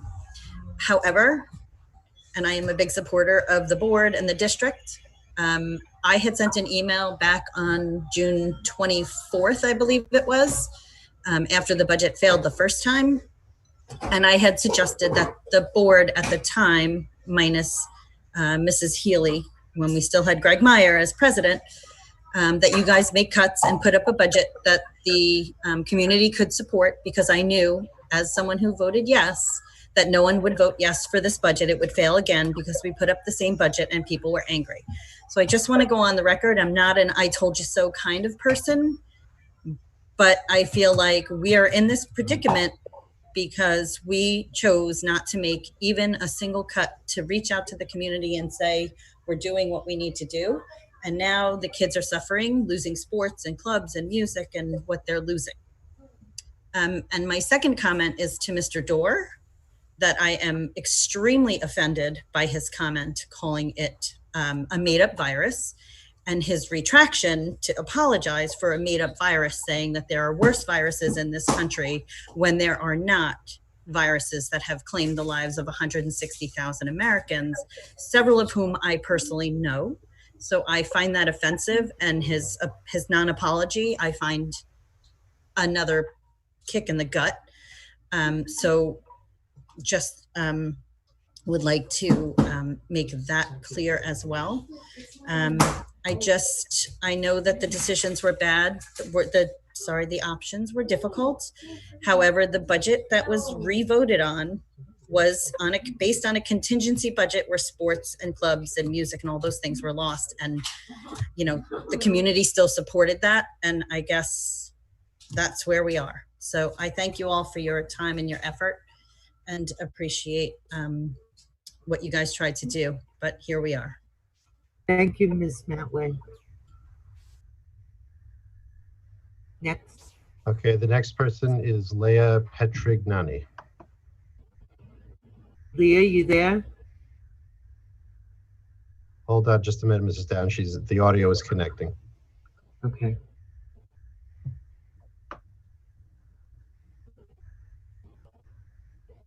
Okay, she should be ready now. Leah Petrignani, I think I said it right. Hi, how are you? There was a lag, sorry. Okay. Thank you guys for the difficult decisions you made tonight. I know it was not easy to make. I have a couple things.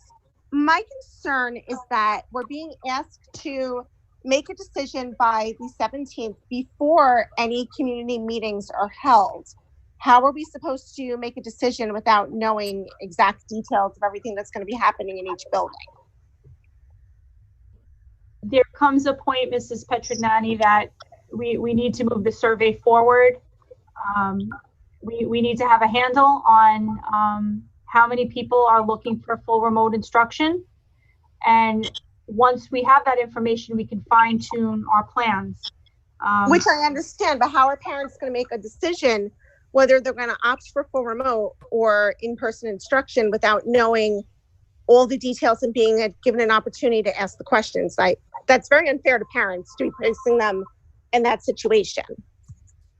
I understand. I know I've answered many questions with the information that we have at this point.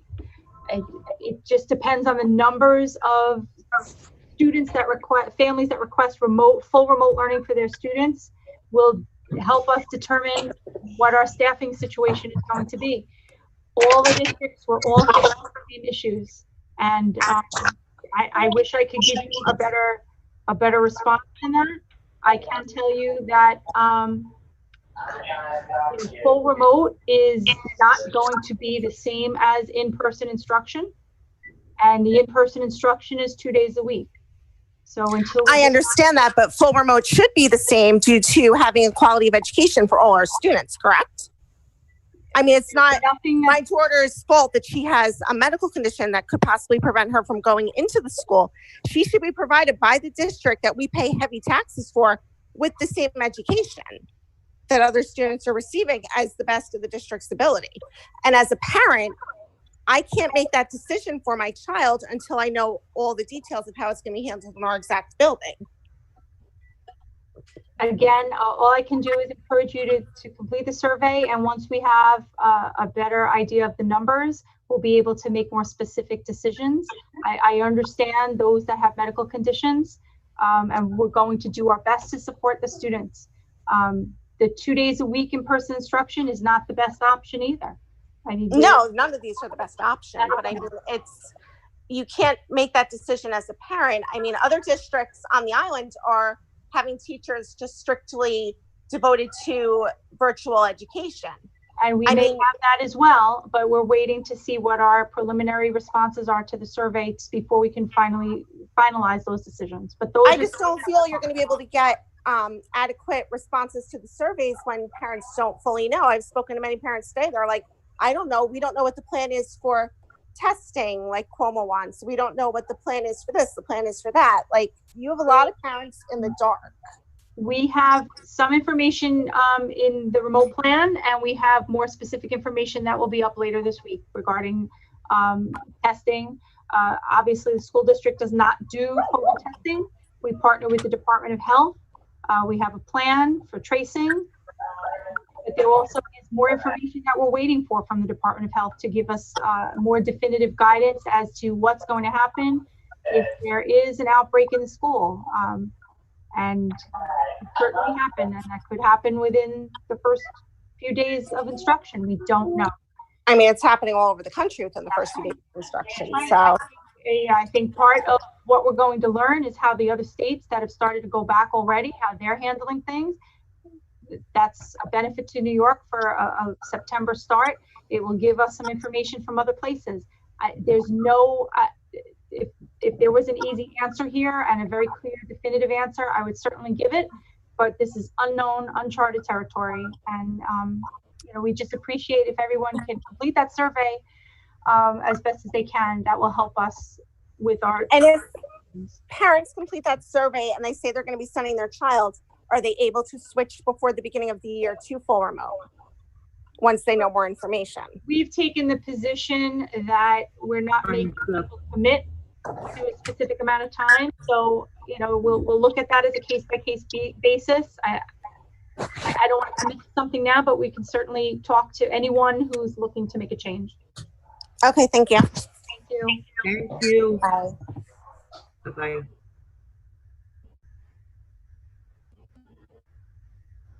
Okay, the next person is Chris Netwich / Jane. Here they come. Look at that as a case-by-case basis. I don't want to commit to something now, but we can certainly talk to anyone. Mr. and Mrs. Netwich, you need to mute the YouTube link and just listen to the meeting through Zoom in order to hear the conversation properly.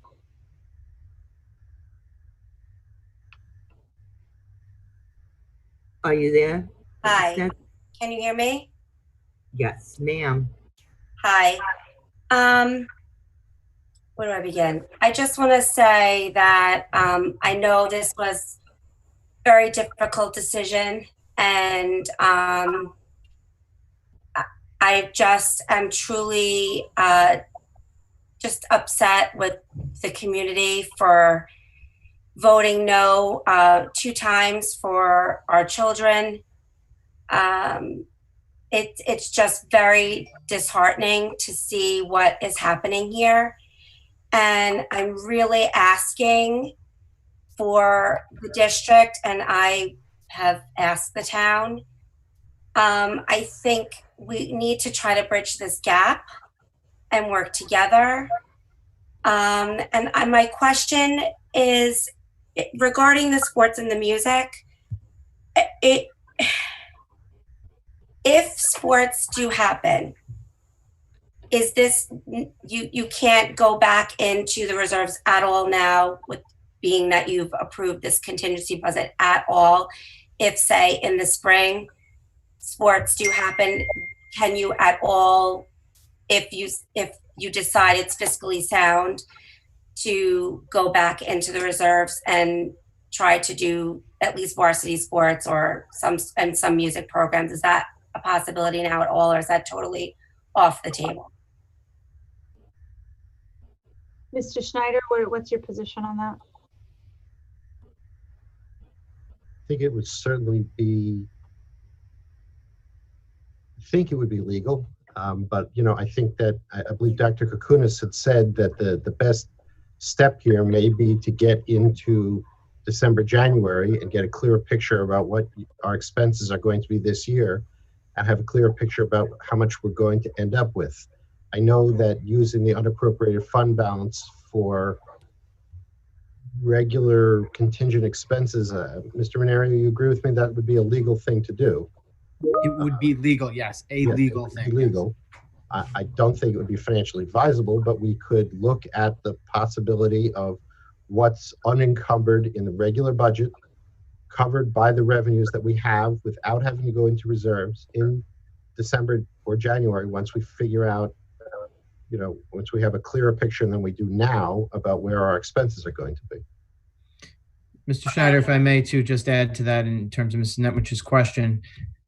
Specifically, the question referred to taking money from reserves to do that at another point in time. Most likely that's something that cannot be done. However, as Mr. Schneider explained, you'd be reviewing your expense budget and making determinations as to whether there's unencumbered funds, as Mr. Schneider said. You know, it wouldn't come from reserves. It would come from money that is not going to be spent in other areas for whatever reason. I think previously we highlighted things like the health insurance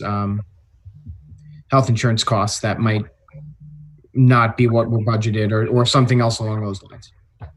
Yeah, I think you're right. So, you know, as we've talked about, the health insurance rates are going to be adjusted by Empire Nyship Health Insurance Company for January 1. We will be notified in approximately Thanksgiving, and then we'll know. But there are also things that we need to look at in terms of the overall budget.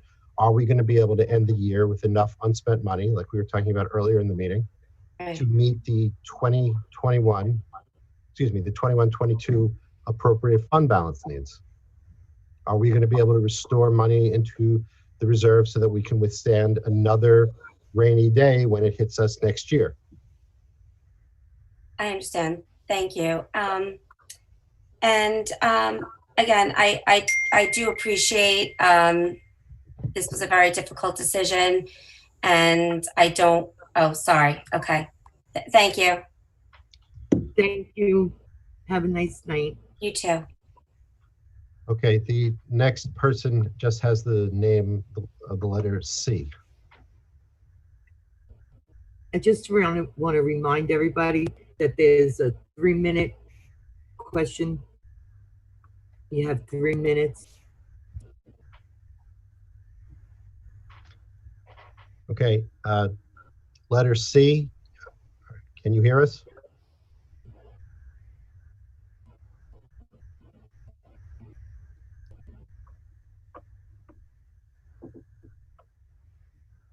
If you're going to ask a question, you got to turn off your YouTube.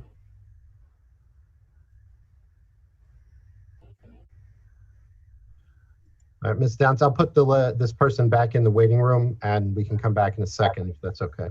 Okay, thank you. All right, the next person has the screen name Galaxy S10.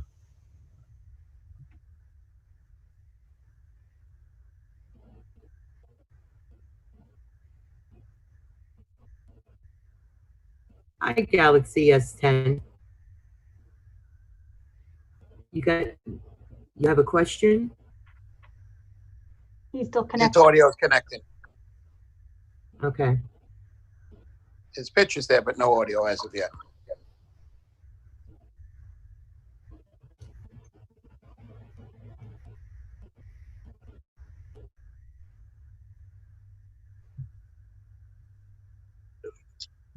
There it is. I see the mic's on. Good evening, sir. You have a question for the board? And what is your name first, too? Yeah, what's your name? Yeah, my name is James Foster. Hi, Mr. Foster. I've seen your emails. Yeah, so I have a couple things to talk about. Just a reminder, first of all, Mr. You got 3 minutes. I'm sorry, say that again. There's a 3-minute limit per policy. Okay, yeah, I got you. I'll be quick. Okay, Susan. So first thing I want to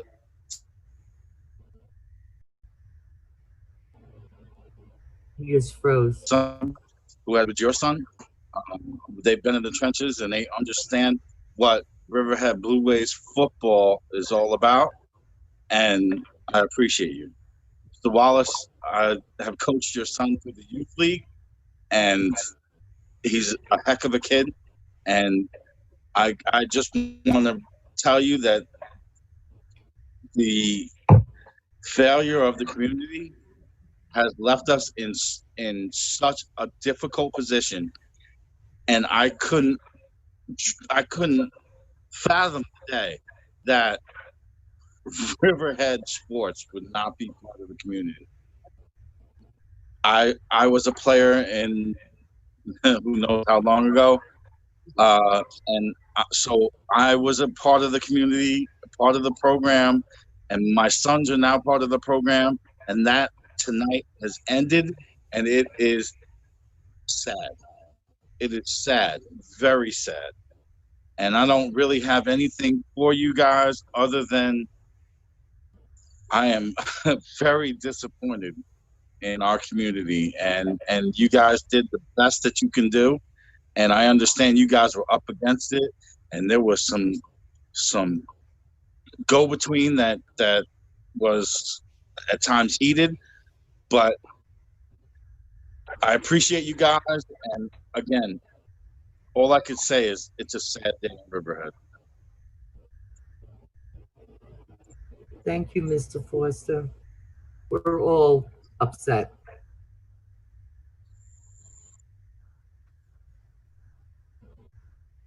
Okay. Mr. Foster, are you finished? Go between that was at times heated, but okay. The next person is Steve. Good evening, Steve. You have a question for the board?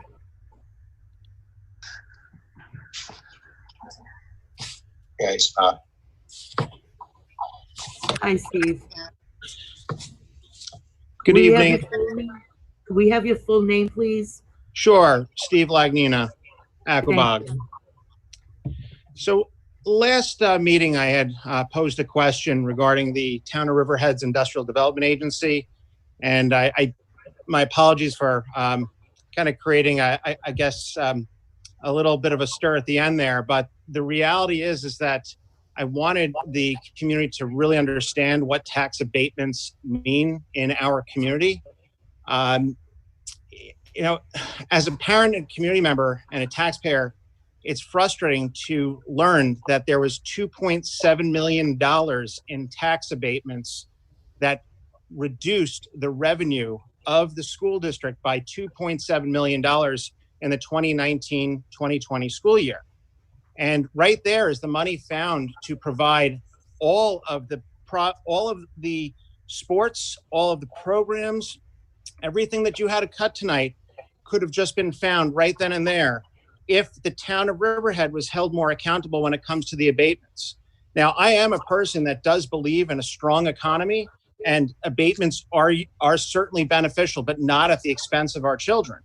And I think it is time that we need to work together with the town to further scrutinize the abatements, because that is newfound money for the district. Every time a tax abatement goes off the rolls, that is more money, more revenue for our school districts, So it's something I just want you, the board, to explore.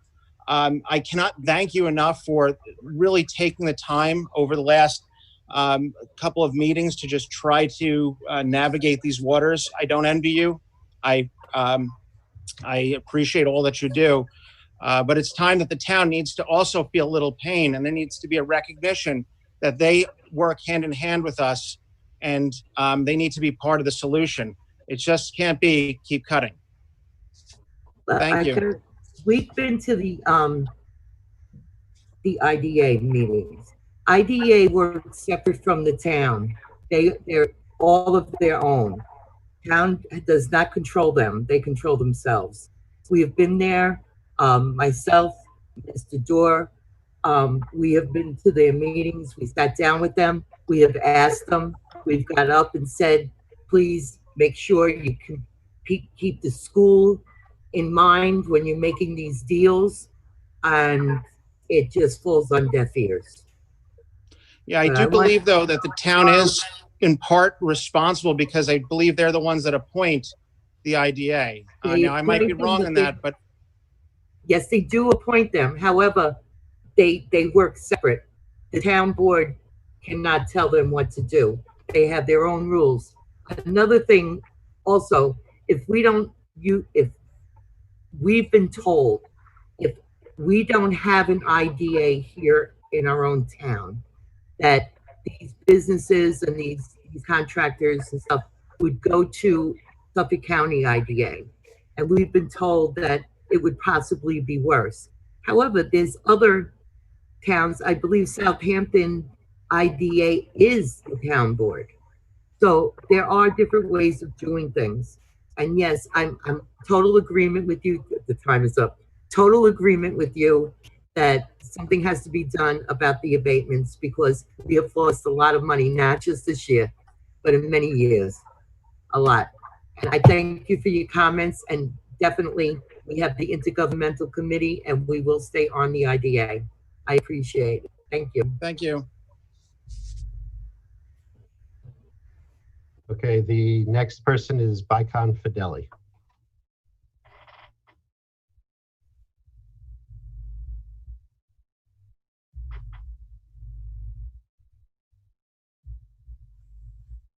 Hi, Mr. Finelli. Hi, Mr. Finelli. You got a question for the board? Yeah, I do have a question. Actually, it's directed more toward Sam Schneider. I know you folks mentioned at the end of the year the expenditures between December and January. We're going to know where we are. And I do know that the governor is predicting more cuts. I mean, they're all betting on the federal help, but that's probably not going to happen. Has the board, and this is something to think about now, have we modeled through to figure out at what percentage, if the cuts come through and they're drastic, 20, 30, 40%, what will that look like going into January? I think that's something we're going to have to start talking about, because I don't see how New York State aid is going to get back to us at $10 billion right now as of this morning in whole. So I think that cut is coming, and all districts are going to feel this pinch. If you think sports have ended for us, I think it's going to happen across the board. All 700 districts are going to suffer. So, because everyone's betting on federal aid. But I think for now, the question I'm asking is, have we started thinking about what would it look like a 30% cut, a 40% cut, plus healthcare expenditures? I don't see how, and I do think they're going to end at 2% cap. They're going to have to end that. Taxes will go up, which is going to be a very interesting year for next year. But I think we're going to start looking into that. And my advice to the board is start modeling that out a little bit, so we know going into January, this is how tight it's going to get. But I was wondering if there was any numbers given to Sam from state planners. Hey, you should start planning for this. Mr. Schneider? No, I've received no information from the state on this, other than what we've publicly talked about, that we're looking at 20% reduction in state aid. But as we said at the last meeting, I haven't even received guidance about whether that's going to be 20% reduction in our foundation aid or 20% reduction in usage-based aids based on how many students we have. Okay. Is that going to be 20% reduction in building aid? Building aid, obviously, to offset the cost of general obligation bonds that we've sold with the notion that the state was going to cover us at a certain percentage. Right. The state has given us no guidance on any of this. Okay, but all they said is just plan for 20%.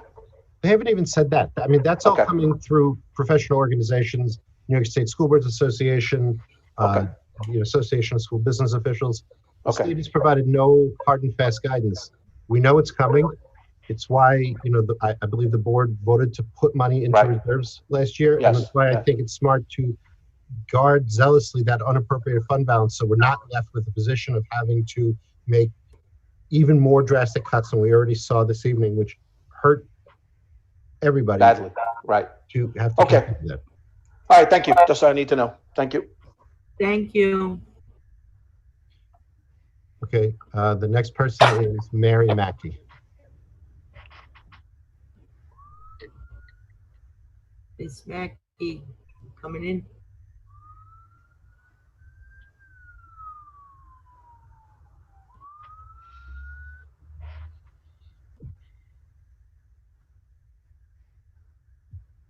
Is she having a problem, Sam?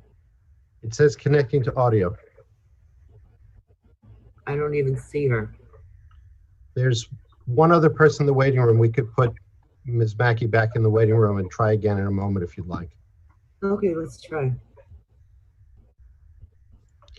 Okay, the only other person in the waiting room is, the screen name is Karen's iPad number 2. Hi, Karen. Can you hear us?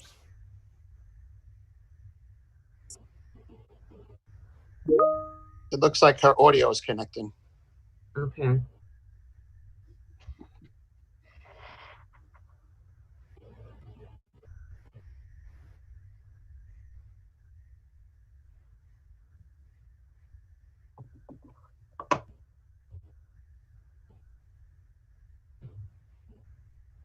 All right, Mrs. Downs, would you like me to switch back to Mary Mackey for a moment? Yes.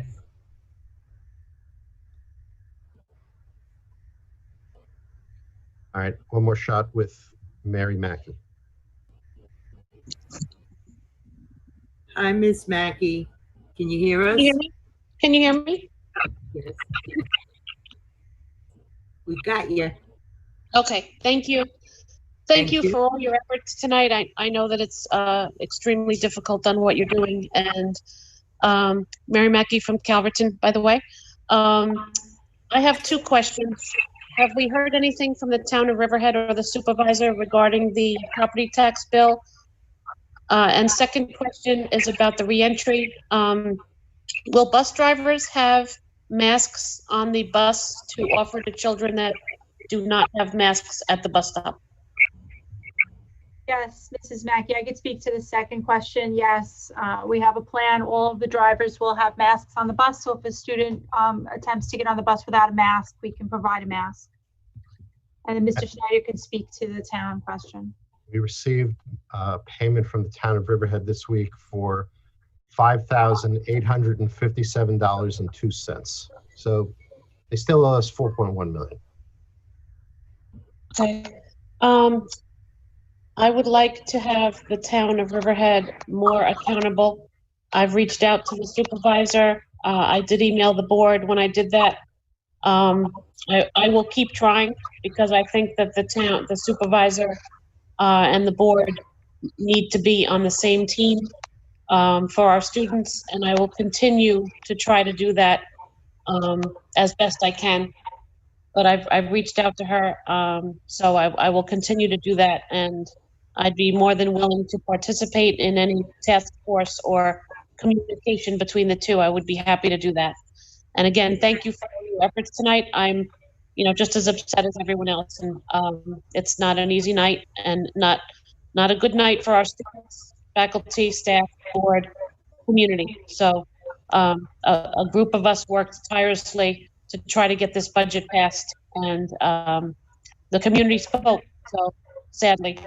But again, thank you. Thank you for everything. And I'm here always to volunteer and do whatever I can do. I have seniors this year, so it's an exciting year, and we'll make it as exciting for them as we can. So again, thank you. Ms. Mackey, I just want to tell you that we have an intergovernmental committee.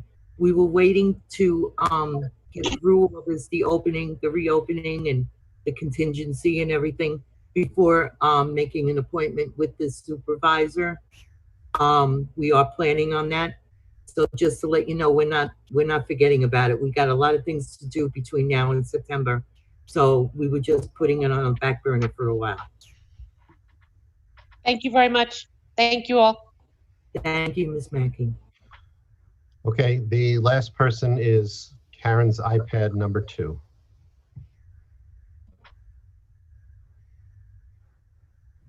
Hi, Karen.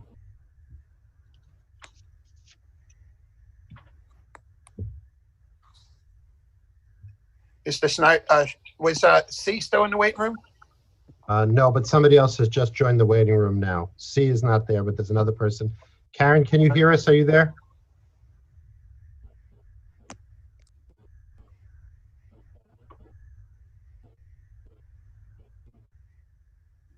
Karen? There she is. Just waiting for her audio. I believe the audio is connected. Karen, can you hear us? Is she on that Google delay, maybe?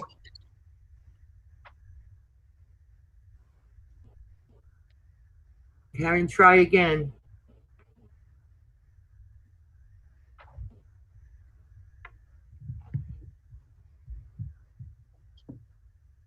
You want to put her back in and Sure. Get that last person? All right, the next person is James Scudder.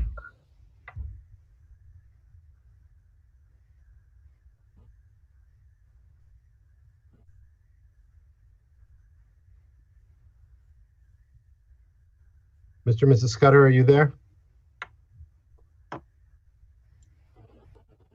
Your audio is muted. If you are, you need to unmute your microphone on the Zoom feature. He's not even showing on the screen. Hello? Hi, Mrs. Scudder. Yes, this is Mr. Scudder from Aquabog. Hi, how are you? Hi, I'm fine. If you got a question for the board? It's more of just a comment more than a question, Sure. because you know, now that we're past getting all these the budget issue resolved, just talking to people around town through social media and just talking to them in person, I really think that now that we start to concentrate on the re-entry, the communication with the community is going to be really of the utmost importance, because a lot of the things that I'm hearing from people is they really have no idea and do not understand what is going to be going on in September. You know, down to not just district-wise, but down to building-wise and classroom-wise. I mean, I'm a teacher in another district, and the things that we're talking about, just getting kids in the building, out of the building for dismissals, how the buses are going to work, how long they're going to be wearing the masks, how often they're going to be wearing the mask, what supplies are now going to be needed more than differently than a regular school year, what's going to happen if somebody in the school staff or student comes down with the virus, what is the quarantining issue going to look like, how long until they get back in the class. Like, there's a lot of things that people are not really understanding, and I just think that the district now moving into the re-entry is really going to have to, through district administration down to principals, assistant principals in the high school, are going to have to really make sure that they communicate with the community. Otherwise, there is going to be so much confusion starting that 1st of September. And I know there's still a lot of things, especially when it comes to testing and quarantining, and those are still up in the air for everybody. But I just wanted to let you know, talking to a lot of people around the district, people have no idea what's coming up in September, and they're coming up with a lot of crazy conclusions. So I think just that you guys need to really concentrate on communication. Yes, Mr. Scudder, I mentioned earlier, we're scheduling for next week. Each building will have a community forum, and I'll be present, as well as some of our other district task force members, to lay out the building plans, because each building will have slightly different procedures, especially for arrival and departure. We're also still working on the FAQ document that will be out shortly for the community. And I agree with you, it's important to get all the information out. We will continue to update the website. Now we have the survey out today, so that will be in by next Monday. And later this week, we'll be sharing with the community the dates and times of each of the community forums at the buildings next week. So thank you. All right, thank you.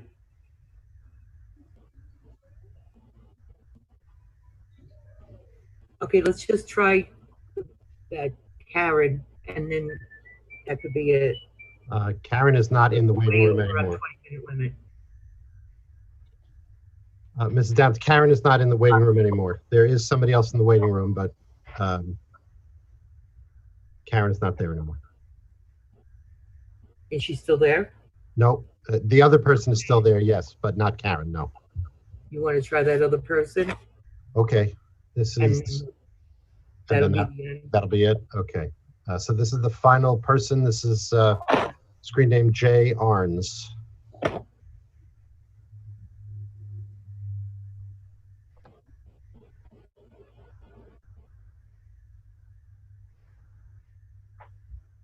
Jackie, are you there?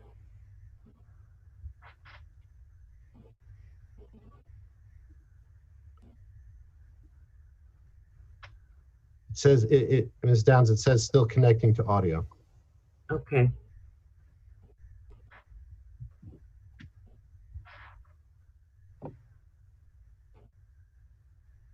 She should be good and live now.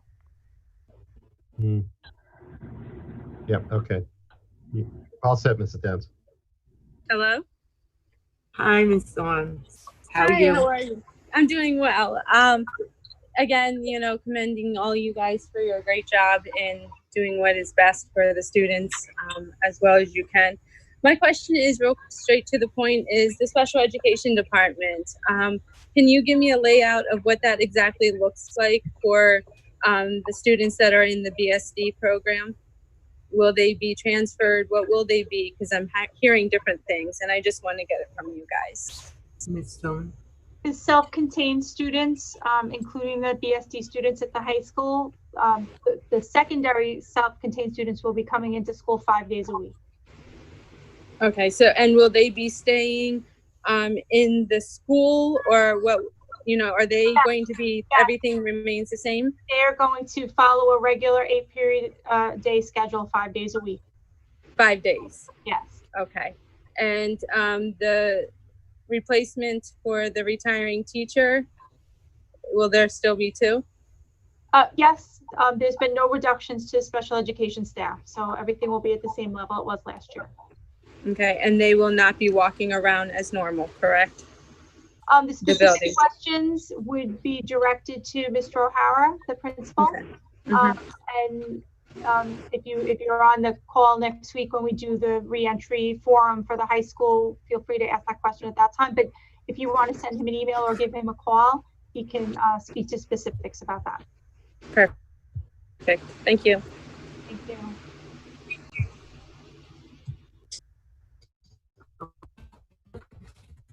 So I need a motion to adjourn.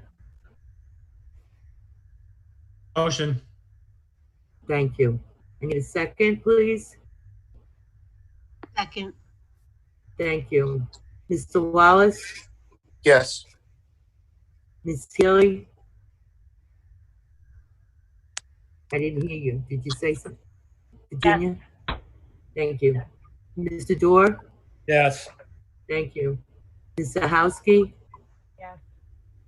Thank you. Dr. Kukunis? Yes. Thank you. Mr. Conley? Yes. Thank you. And myself is a yes.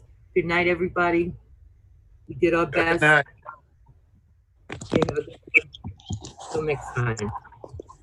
Right.